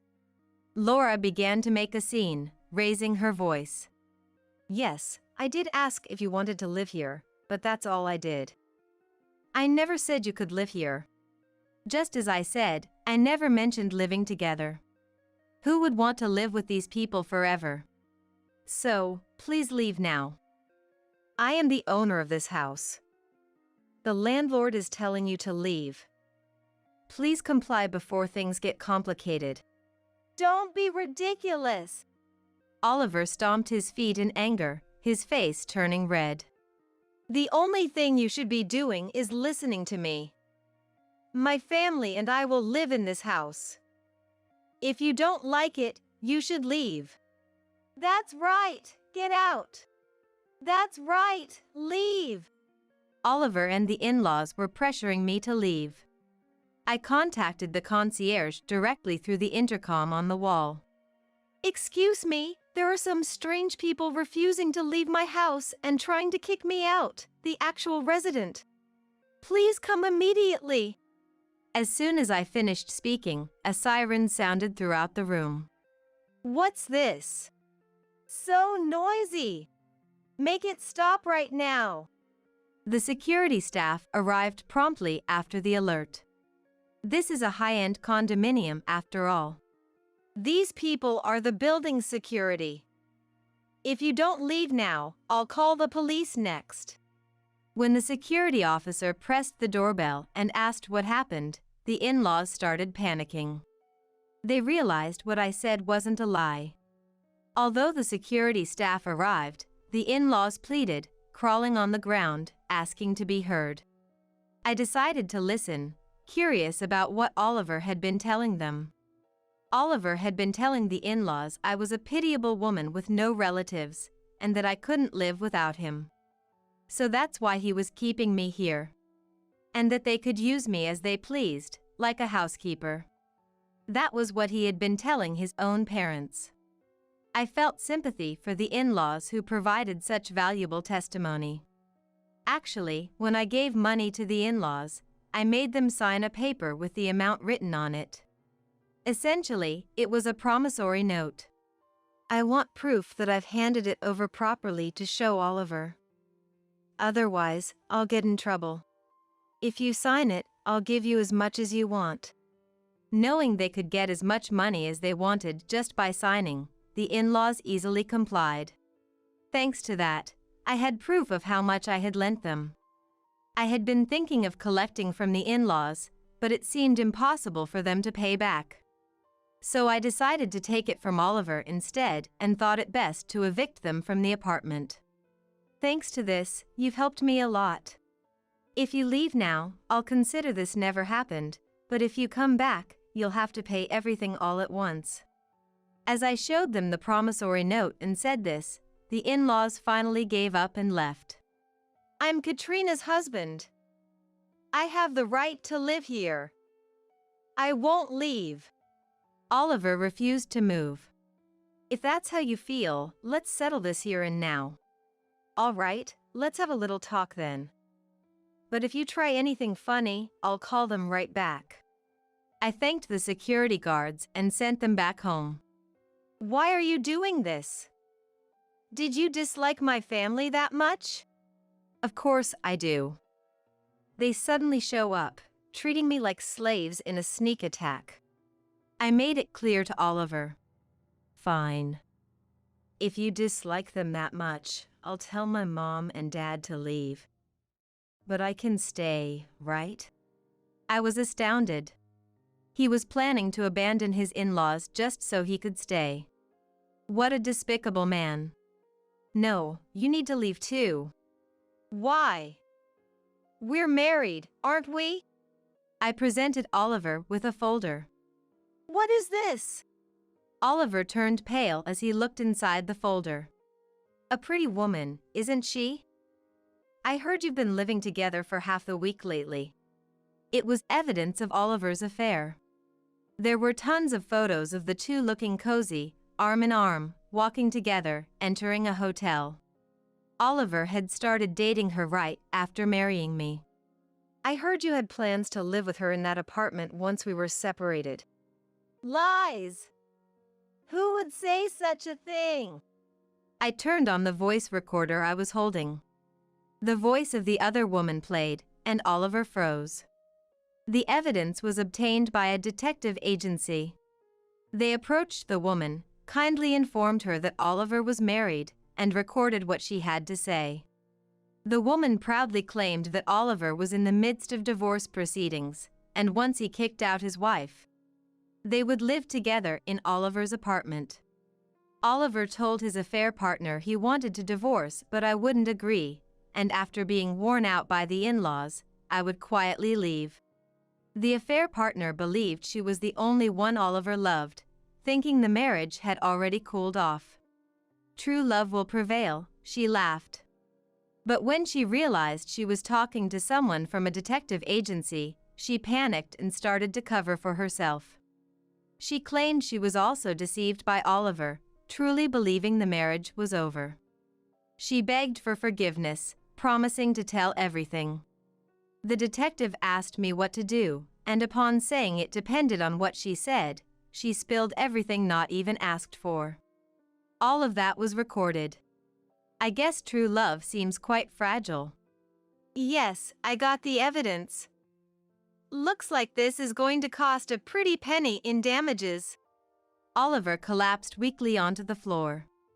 Your stuff is already sent to that woman's condo, so you can start living there from today. Now, leave. I called the concierge again and had Oliver, who was still drained, thrown out. As promised, I decided not to delve further into the affair partner. Her testimony was enough to prove Oliver's maliciousness. Thanks to that, I was able to get a substantial amount in damages from Oliver. It was enough to forgive him. However, I made sure to inform the woman's parents and her company. I hadn't promised not to tell anyone, so it should be fine to talk. The woman was Oliver's junior at work. They got close as they worked together. It would have been a nice story if they weren't married. I complained to the company about what kind of employee training they were providing, which led to our divorce. The company apologized for the lack of supervision. Concerned about their social reputation, the company made the woman resign under the guise of voluntary resignation. Oliver was demoted and transferred from the head office to a subsidiary as a punishment. During work hours, the two of them would concoct lies about sales meetings and sneak off to hotels, or take trips together and claim them as business expenses. Given the harm they caused the company, such actions seemed justified to them. I heard through the grapevine that the in-laws are now living together in her apartment for real. It's your fault things have ended up like this, take responsibility. That's what they say, squatting in the condominium where Oliver and the woman live. Oliver and the woman had to take out loans to pay me compensation. Now they live a difficult life, struggling every day to repay their debt. It might be about time to finally kick the in-laws out, I suppose. Oliver thought I was just some pitiful woman, burdened with grandparents who were in a care facility, but the reality was a bit different. My grandparents were indeed in a facility, but it was a luxurious place where wealthy people live gracefully. They used to run a company and had planned to pass it on to my parents, but they died young. So they retired after handing it over to someone they could trust. That was the year I graduated from college. I've loved drawing since I was a child and have won numerous awards for it. I told my grandparents I wanted to work in art, so they never forced me to take over the company. They decided to move into that facility so I could live freely as I wished. I followed my dreams into a career related to art, and now I'm becoming known as a children's book author. My illustrated books have become a big hit, and I'm now somewhat of a celebrity. I feel like my luck has turned around dramatically since splitting up with Oliver.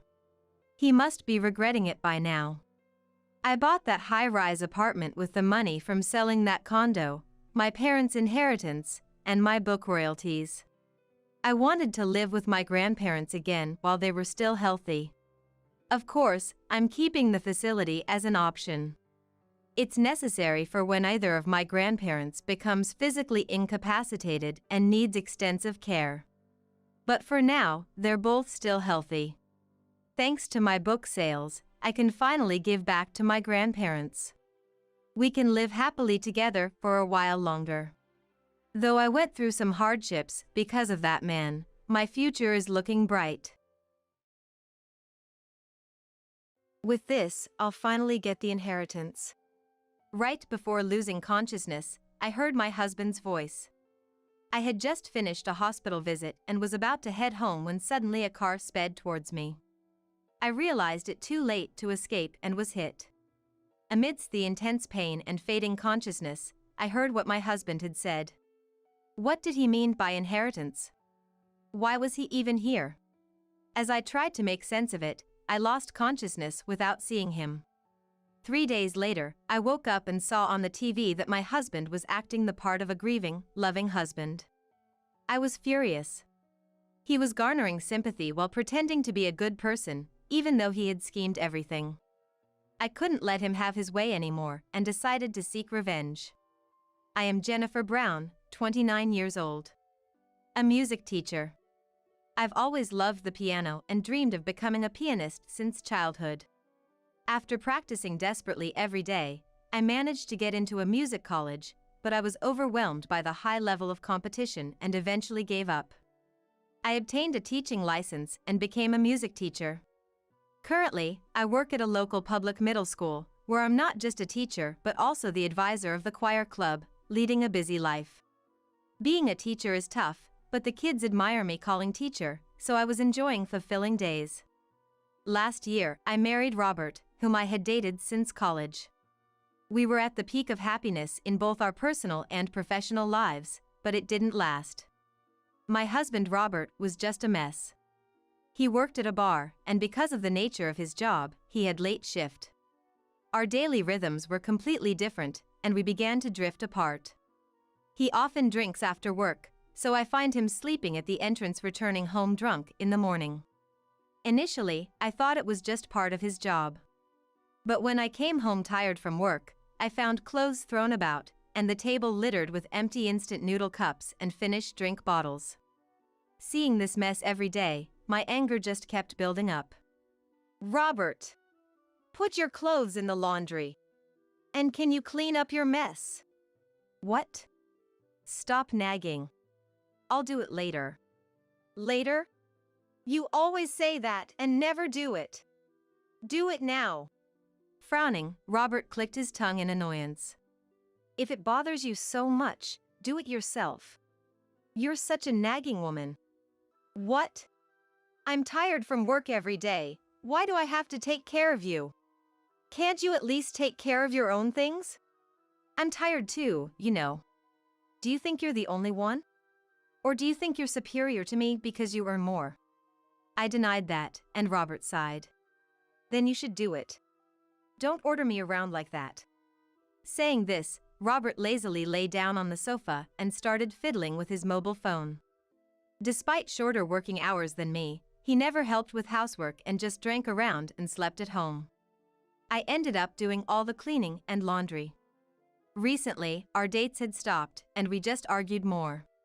Robert was very handsome. He was popular in college that he even had fans from neighboring universities. I felt superior just being able to marry him. I was smitten with the gentlemanly Robert during our courtship, but now I wondered why I married him. However, everyone has their good and bad sides. I thought maybe it was okay for someone handsome to have a flawed personality, so I decided to bear with it. Half a year after getting married, Robert, who usually went out even on his days off, seemed restless one morning. When I finished cleaning up after breakfast, he called me. Actually, the bar's been doing poorly lately. I'm short on cash. Can you lend me some? What? Are you that short on money? What did you spend it on? He had been saying for months that his salary had decreased and he couldn't pay living expenses. But his salary was supposed to be entirely disposable, yet he claimed to be short on money. You know, sometimes I go out for drinks with friends. Alcohol costs a lot. If it's really for the shop, you should get reimbursed for expenses. It's ridiculous to pay out of your own pocket. No, it's not that. I mean, I need it for studying. I have to know other bars' menus and stuff for research. Robert's stammering explanation seemed suspicious. How much do you need? You'll give it to me? $200. Just $200 is fine. I sighed, and Robert happily hugged me. I was exasperated by his opportunistic behavior, but it was exactly this kind of charm that always ensnared me. I took out $200 from my wallet and handed it to him. He hugged me again.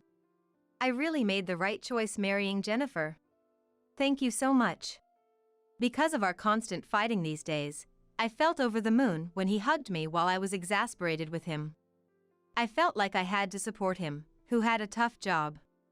But then, he started asking for money almost every month. The amount he wanted kept increasing, and before I knew it, I was giving him as much as $1,000 monthly.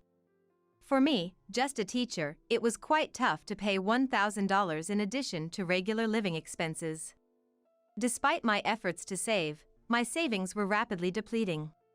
Robert, can you pay back even a little of the money I gave you? What? Why all of a sudden? You gave me that money, why should I give it back? It's getting hard to make ends meet. If I keep giving you money, I won't be able to pay for gas or water. When I spoke to Robert before he went to work, he made a face as if it was a hassle. I can't help it, my salary is too low. You could if you tried to save a bit, like cutting down on eating out. I'm doing that for the bar. Are you trying to interfere with my work? Then sell your piano. That'll bring in good money. Saying that, he left the house. My piano is as precious to me as life itself. It was a gift from my father when I was 2 years old.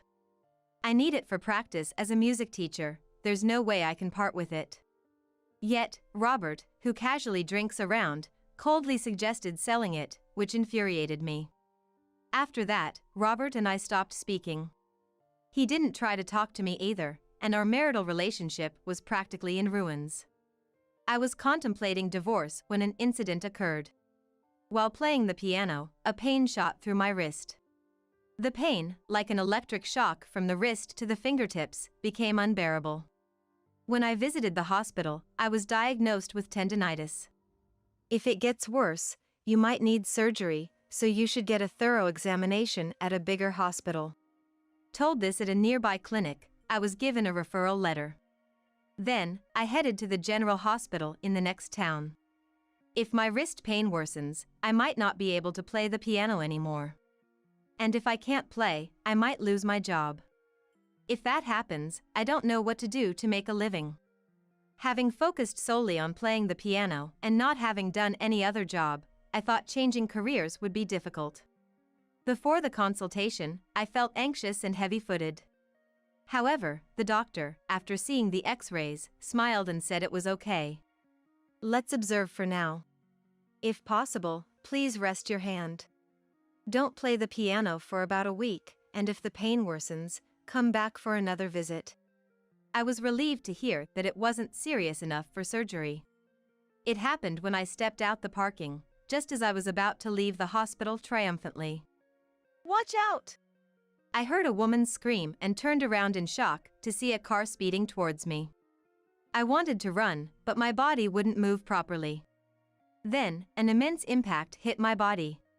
It's an accident! Call an ambulance! Get a doctor! I heard various voices. Amidst fading consciousness, a familiar voice reached my ears. With this, the inheritance plan will work out.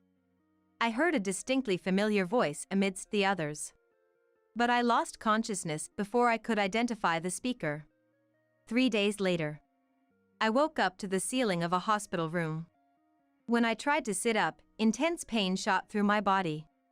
Ow, it hurts. Ms. Brown! Can you hear me? I'll go get the doctor, just wait here. I couldn't respond to the nurse's voice.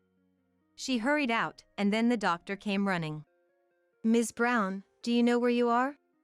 The hospital? Correct. You were hit by a car after your last visit and have been hospitalized. You haven't woken up for 3 days, so we were worried. I was shocked to hear it had been 3 days, but I couldn't voice it.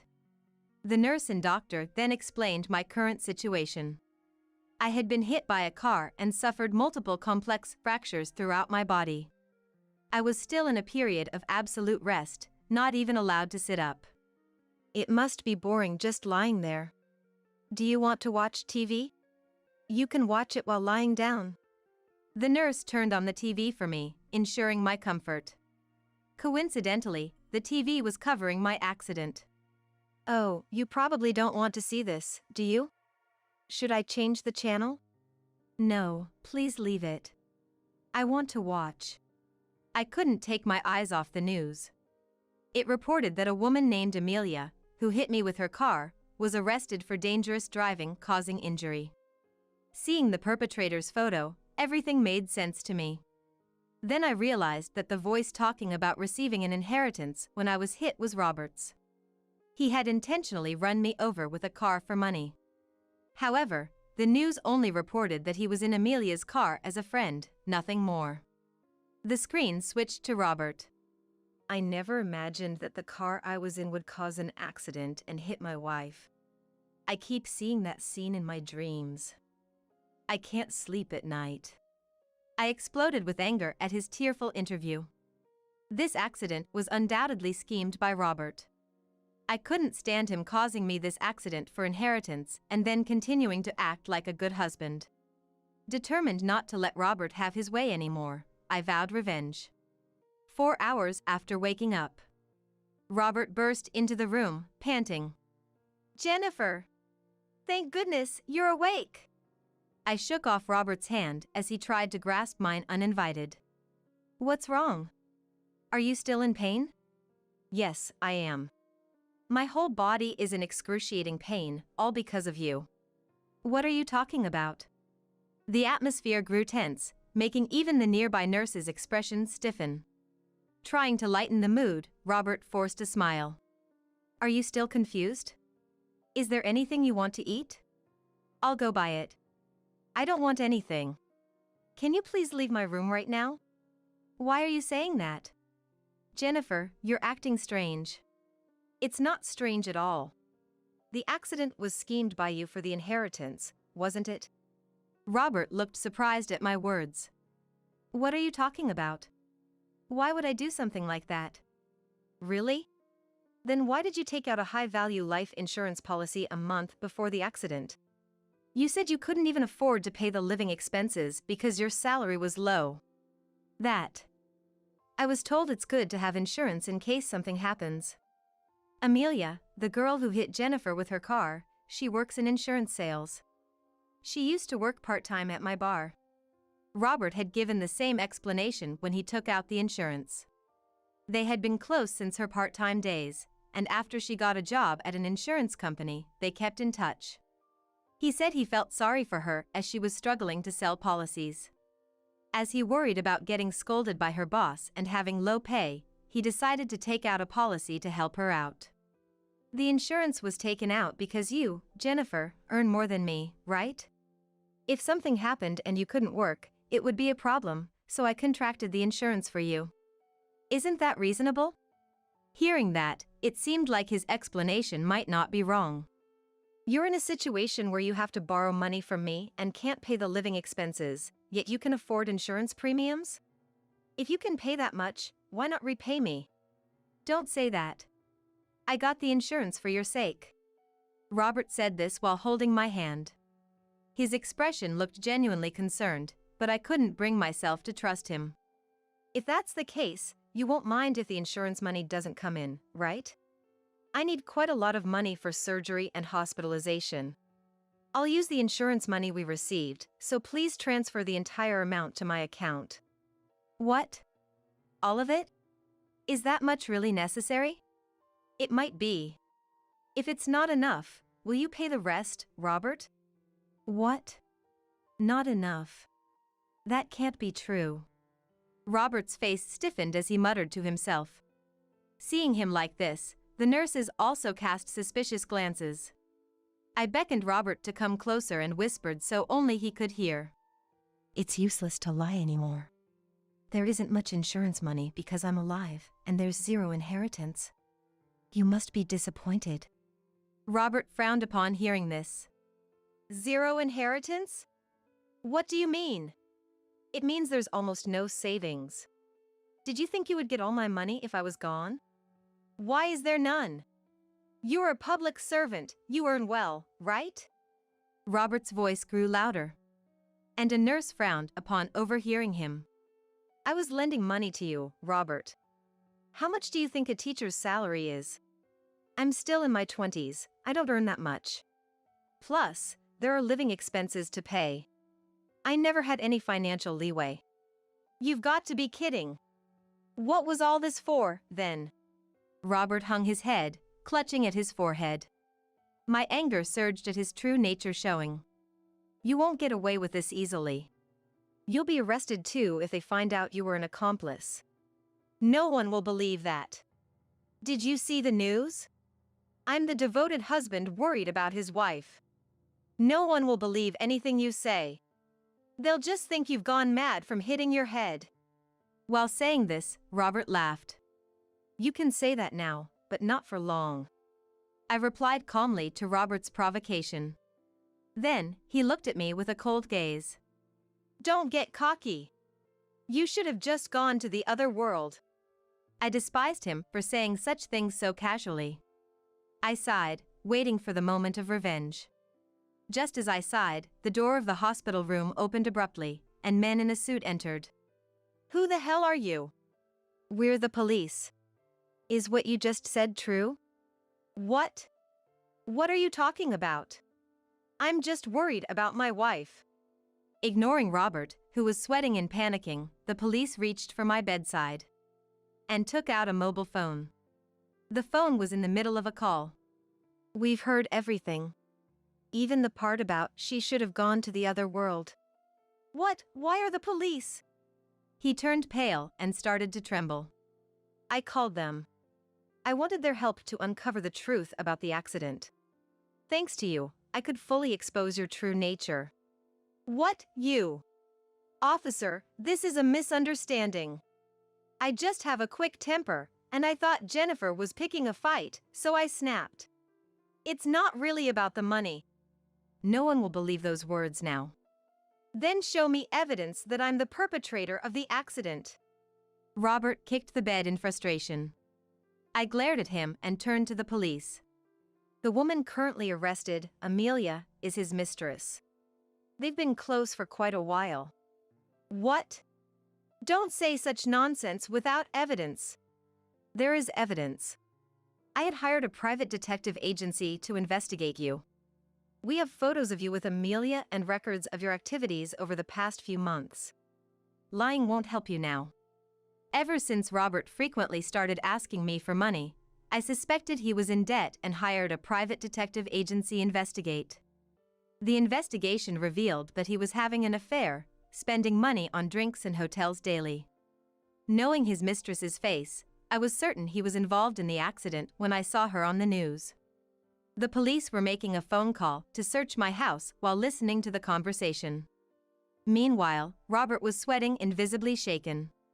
So you ran out of money I gave you, and planned this accident to get the inheritance and insurance money, planning to live with her, isn't that right? That's just your wild imagination. Then I'll take the insurance money. Withdraw it now and bring it to me. Robert fell silent. It seems like he doesn't want to give up the money at all. Even though Robert refuses to hand over the insurance money despite the situation, the surrounding skepticism grows. I've heard from the police. They're concerned about how much you've been worrying about that woman. Well, she's my friend, it's natural to be concerned. The police told me they're concerned about how much you worry about the other woman. You're not even mad at Amelia for what happened to me. And why were you at the hospital that day, at that time? It was a weekday morning when I went to the hospital. Robert should have been getting ready for work around noon, and it was the time when I finished my appointment. Yet, he was inexplicably near a hospital in a neighboring city. I just happened to have a day off. On your day off, you were at the hospital?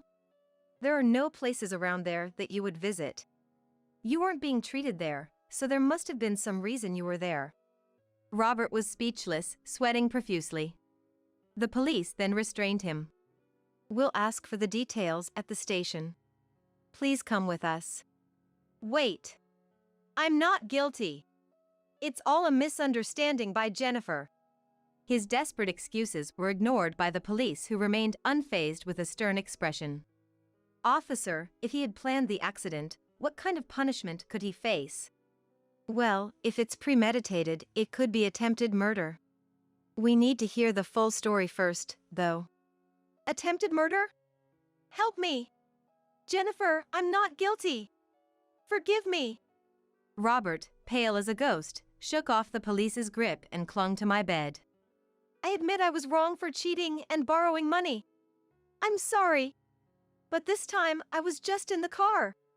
I'm not guilty. Before I lost consciousness, I heard your voice, Robert, saying now we'll get the inheritance as planned. How can I forgive someone who did this for money? When I spoke up, he started making unbelievable statements. What? Are you sure about that? If I get arrested, it will reflect badly on you too. You'll have trouble at work. It's in your best interest to be careful. Why should I forgive you? Do you even realize what you've done? I plan to divorce you, and whether you get arrested or not is none of my concern. I sighed in exasperation at his shocked expression. Wait! Talking about divorce at a time like this? What do you mean? How can I live without Jennifer? I made a further attack on Robert, who held his head in despair. That's not my problem. Just so you know, I was planning to divorce even without this incident. I have proof of your infidelity, and I'll get a hefty compensation in the divorce trial. Compensation in a divorce trial? How can I possibly pay that? If I get arrested, I'll lose my job too. That's your own fault for committing a crime. You should have thought twice before doing such things. Robert then knelt down, defeated. I was tricked. Amelia said to me, if you wanted money, you should have just taken out insurance and staged an accident. Initially, I was supposed to drive, but since my license was suspended, she decided to drive. It's all her fault, Robert shouted. Hearing Robert try to lighten his sentence even in this situation, I couldn't contain my fury. Tricked or not, I don't care. I'll never forget you saying I should have gone to the other world. That was your true feeling. That's a lie. I didn't mean it. I can't believe such words. I never want to have anything to do with you again, Robert. I'll consult a lawyer about the divorce, so never contact me again. No! That's a lie! Stop it! I'm not bad! Let go! He started to thrash around, but he was warned that further resistance could lead to obstruction of justice charges, and he quietly left the hospital room with the police. The next day, I learned from the news that Robert had been arrested. The once kind and grieving husband was now vilified as a criminal who plotted murder for insurance money. Over a decade later, I heard that he was released from prison. He had been fired from his job and struggled to find new employment due to his criminal record. Apparently, he was now working at a grocery store. I saw on social media that he is often reprimanded at work for having a lot to learn. As his case was reported in national news, he's well known to many. Apparently, people recognize him and take his photos without permission, making him uncomfortable.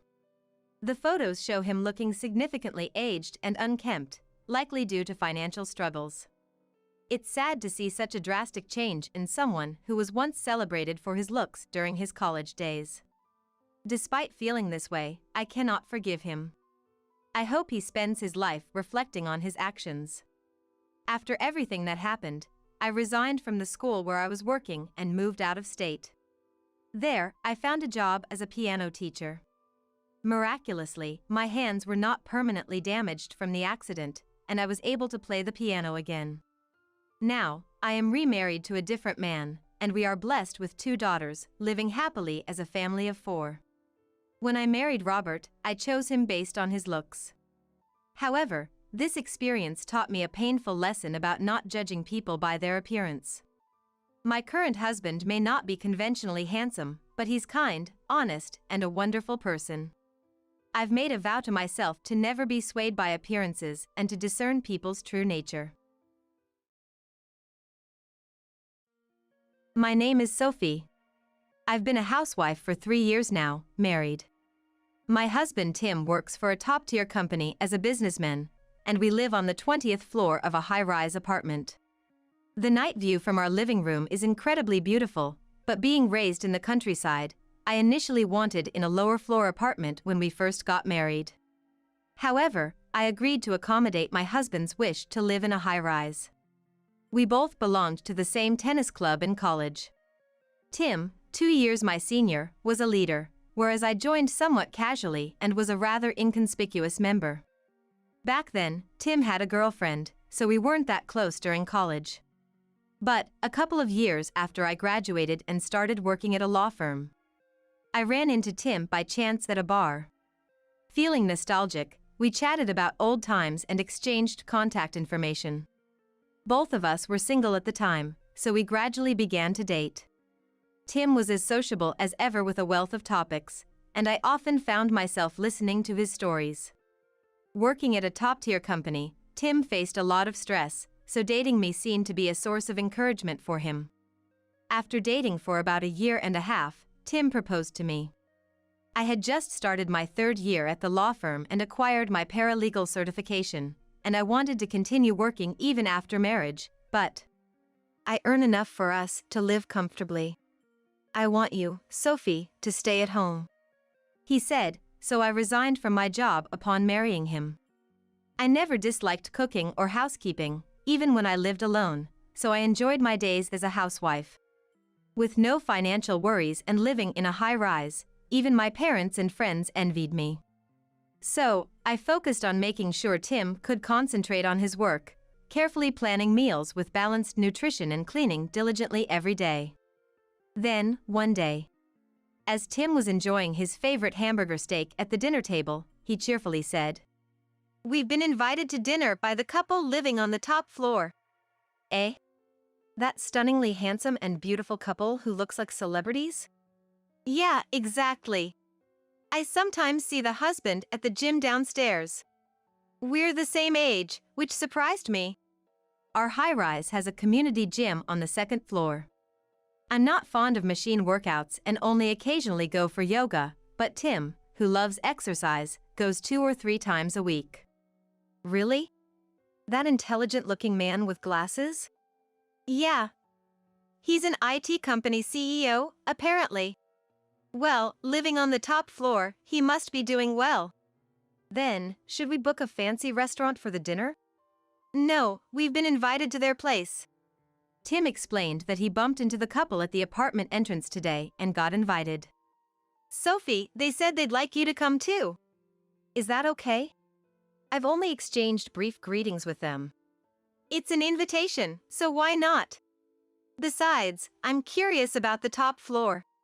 Tim, who can easily socialize with anyone, said. On the other hand, I, being shy, wasn't too keen on the idea. I wondered if it was just a polite gesture from them. But before I knew it, the plan became a reality, and we were visiting them this weekend. I brought some simple homemade dishes, but the couple had a professional chef cook for us. It was my first experience of such a luxury, so I felt overwhelmed. However, Wendy, the wife, was friendly and easy to talk to, and by the end of the meal, I felt as comfortable as with a friend. Excited, we talked about our experience. Even after returning from Wendy's place. I haven't had such a good chat in a long time, it was truly enjoyable. Becoming a housewife meant I didn't get to see my friends as much, so meeting Wendy was a delightful event for me. Maybe you could go for lunch with her sometimes? Wendy doesn't seem to work every day. And having a chef at home, that's just on another level. Wendy worked as a freelance designer, handling wallpaper and curtain designs, and seemed to have her own clientele, working at her own pace. I often work from home, so let's have tea together sometime, she suggested as we were leaving. Yeah, she's as beautiful as a movie star, but so approachable and genuinely nice. I'd be happy to become friends with her. Yeah, she really is beautiful. Probably the most beautiful woman I've ever met. Really? Saying that in front of me? No, it's different. Sophie, you're cute, right? It's a different type. You don't have to explain so desperately. I know myself well enough. I made a slightly pouting face, but seeing Tim's wry smile, I burst into laughter. Seeing me laugh, Tim joined in. It had been a while since we had such a lively atmosphere, joking around. Maybe it was all thanks to meeting the Wendy couple. But little did I know then, this encounter would lead to an incredible challenge. Since then, Tim and I haven't visited Wendy's place together, but Wendy and I became close enough to frequently meet for lunch or tea. One of my worries was that Tim and I were unable to have children. I was considering fertility treatment but couldn't bring myself to discuss it with Tim. I could openly share these feelings with Wendy, though. Fertility treatment can be tough. Maybe it's okay to leave things to nature for a while? Yeah, maybe. But somehow, I feel like Tim isn't that keen on having children. I see. It's tough, isn't it, the feelings between a couple? In my case, it's the opposite. My husband wants kids, but I'm not so enthusiastic. Really? Yeah. I had a miscarriage before. After that experience, I thought maybe it's okay not to try to get pregnant again. Oh, I'm sorry. That was insensitive of me. No, don't worry about it. It's all in the past now. Seeing Wendy's smiling response, I thought how strong she was. You're right. I should just let nature take its course for a bit. I need to cherish the happiness I have now. Wendy's expression seemed to cloud over for a moment as she looked at my smiling face. Shall we head back? I have a design I need to think about by tomorrow. I nodded to Wendy's always graceful demeanor, wondering if I had just imagined that brief change. But from that day on, every time we met, Wendy seemed to be getting thinner. One day, concerned, I asked her, Wendy, is something troubling you? I might not be able to solve it, but I'm here to listen if you want. Thank you. Actually, my husband and I are talking about divorce. What? I was speechless with shock. They had seemed so happy when Tim and I visited their home. What could have happened? Sophie, you're the only one I can talk to. What should I do? Wendy began to speak slowly, tears in her eyes. It seems my husband really wanted children. We've had arguments before, but I never imagined he was having an affair. According to Wendy, her husband was involved with a colleague at work. He had told her he would pay compensation for a divorce. Can you believe it? Before we were married, other men proposed to me too. He worked so hard every day to win me over, and now he wants to leave? What am I supposed to do now? It's shocking. I shouldn't interfere in your marriage, but maybe you should talk to your husband again? While feeling a bit uneasy about Wendy's situation, I chose my words carefully to avoid hurting her. After pouring her heart out to me, she whispered, "Things will surely work out." And then Wendy left. That evening at dinner, I opened up to Tim about Wendy and her husband's situation. How is Wendy's husband doing lately? That's the thing, I haven't seen him recently. He hasn't been at the gym for about a week now. Is that so? But he didn't seem like the type to cheat. What are you talking about? It's always the serious, intellectual types that turn out to be the worst. Initially, Tim had praised him for being an IT company CEO, but his sudden change of attitude made me feel uneasy. Within a month, Wendy came to tell me they were getting a divorce. Oh, what should I say? It's okay. I've come to terms with it. For now, I'll be staying here. Alone? Yes. I arranged that as part of the conditions of the divorce. Kind of like a compensation. Seeing Wendy so nonchalant about it scared me. Can people really change this much in such a short time? Still, knowing it wasn't my place to comment on their decision, I continued my friendship with Wendy as before. However, not long after this incident, cracks began to appear in my own marriage with Tim. Tim started coming home later than before and often went out on weekends. He claimed he was working overtime or attending business drinking parties, but sometimes he wouldn't contact me until after midnight, and I had to confront him about it. Tim, I understand that work is busy, but isn't it too much lately? What do you mean? What are you trying to say? Is it really just work? What else would it be? Of course, it's work. Then, at least let me know when you'll be late. I prepare meals and everything. Huh. Sometimes, a sudden client dinner comes up. I have more responsibilities at work now. Being a housewife who plays at home, you wouldn't understand. I was half astonished by Tim's selfish reasoning. Wasn't it Tim who wanted me to stay home in the first place? I thought I was making our daily life comfortable for him. Ignoring my opinion, Tim just walked away to his bedroom. We had started sleeping in separate bedrooms a few months ago, per Tim's request. I need proper sleep for work, he had said, but our intimate life had also disappeared, making me suspect he might be seeing someone else. Tired of having negative thoughts at home every day, I considered returning to work. So, I discussed this with Wendy. It's not just me going through this, huh? I haven't confirmed he's cheating, but I'm tired of suspecting him every day. That's why I'm thinking of going back to my old job. That sounds good. I think you should work. Besides, I have a feeling Tim might have found someone else. Wendy's words about someone else stuck in my mind. Maybe, but until I hear it from him, I've decided not to press the issue anymore. Wendy, thanks for listening. I'll try my best to get back into employment. Wendy nodded slowly, giving me her usual graceful smile. The next day, I went to the law firm where I used to work. There, I found out that Georgie, the lawyer I used to work for as a paralegal, had left the firm. Apparently, he had opened a detective agency a year ago.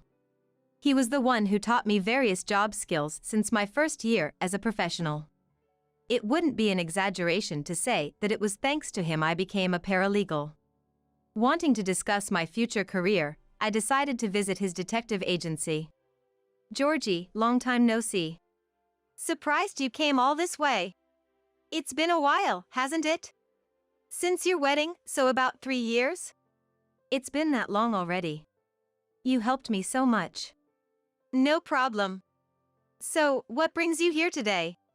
What happened? As I discussed my intention to return to work, I ended up honestly sharing my marital troubles and suspicions that my husband might have a mistress. Our office is a detective agency, quite different from your previous job. How about working here? Really? Yeah, we're actually short-handed and we're just thinking of hiring someone. We've been quite busy since we started, receiving investigation requests from the law firm I used to work at. Income is more than double what I earned as a lawyer. I can offer you a similar salary to before. Of course, this job isn't always pleasant. There are times when the pay doesn't even add up to $3 an hour. Georgie, you're incredible. But why did you decide to quit being a lawyer? Maybe I wanted to change my life, Georgie said, looking distant as if recalling those days. Then, looking me straight in the eyes, he continued. I think it's important for you to start a new life by investigating Tim and uncovering the truth. Something inside me seemed to overflow at his words. Nodding. I'll pay the investigation fee, please do it, I quickly replied. The next day, I met Wendy at our usual cafe for lunch and told her about my new job. I didn't mention it was a detective agency, just said it was an investigation office opened by my former boss. The pay might be less than $3 an hour for some tasks, but I feel like I can utilize my previous experience. I'll give it my best. That's great. I'm rooting for you. I'm thinking of going on a trip tomorrow for a change of scenery. You've been through a lot, Wendy. Enjoy your trip. Thank you. Wendy responded with an even brighter smile than usual. That was the last day I saw my friend Wendy. A few days later, Georgie called me in to report the investigation results, and I was in disbelief. Tim's mistress was Wendy. Their affair had been going on for over a year. That meant they were already involved when our families had a dinner together. I can't believe it. Wendy was so kind, listening to all my troubles. Probably just a fling at first. But Wendy's husband must have noticed. Inviting you over might have been a warning to Tim. I don't know what Wendy told you, but her husband is a serious man, not the type to have affairs. Unbelievable. I was so shocked I couldn't say anything more. There's plenty of evidence. You could get a significant amount of compensation. Tim's on a business trip now, right? Yes. After managing to reply, something struck me, and I looked at Georgie. He nodded solemnly, placing a photograph in front of me. It showed Tim and Wendy entering a resort hotel together. They were on a trip. Eventually, Tim and I divorced. I didn't ask for compensation. Instead, I cited irreconcilable differences as the reason of the divorce. Leaving the house, I started working, renting a room in the building of the detective agency. Tim and Wendy remarried without any remorse. Are you really okay with this? Georgie asked me, but for me, it was all according to plan. However, I never thought I'd witness it with my own eyes. A year later, I unexpectedly ran into my ex-husband, Tim. It's been a while. How's work going? I heard it's like $3 an hour. Well, keep at it. He spoke in a mocking tone, and I replied, After a year, you still know nothing. What do you mean? Why don't you ask Wendy? Tim left with a look of dissatisfaction, but that night, he called me in a frenzy. Did you know about this? Know what? That Wendy is buried in debt. Wendy had always been a big spender. Though she claimed to be a designer, she didn't really make much. I knew. I knew you were involved with her for over a year while still married to me. Oh, and one more thing. While you were dating her, she miscarried a child from another boyfriend. That's a lie, right? You knew everything and still married her because you loved her, right? Good luck with that. Bye. I hung up and immediately blocked Tim's number. You finally put a period in that chapter of your life. You did well. Georgie, who had overheard the conversation, spoke to me gently. I couldn't hold back my tears. It was the first time I cried since the divorce. Georgie, without saying a word, just held me. After that, Georgie and I became the best partners, both in work and personal life. Apparently, he had been in love with me since we first met. Now, I love him very much too. Tim, on the other hand, ended up filing for bankruptcy because he couldn't pay off Wendy's huge debts. He couldn't stay at his company and now works for a delivery service. This isn't what I signed up for. He spends his days dealing with Wendy, who constantly complains. They betrayed people without a second thought, but will they ever realize the consequences of their actions?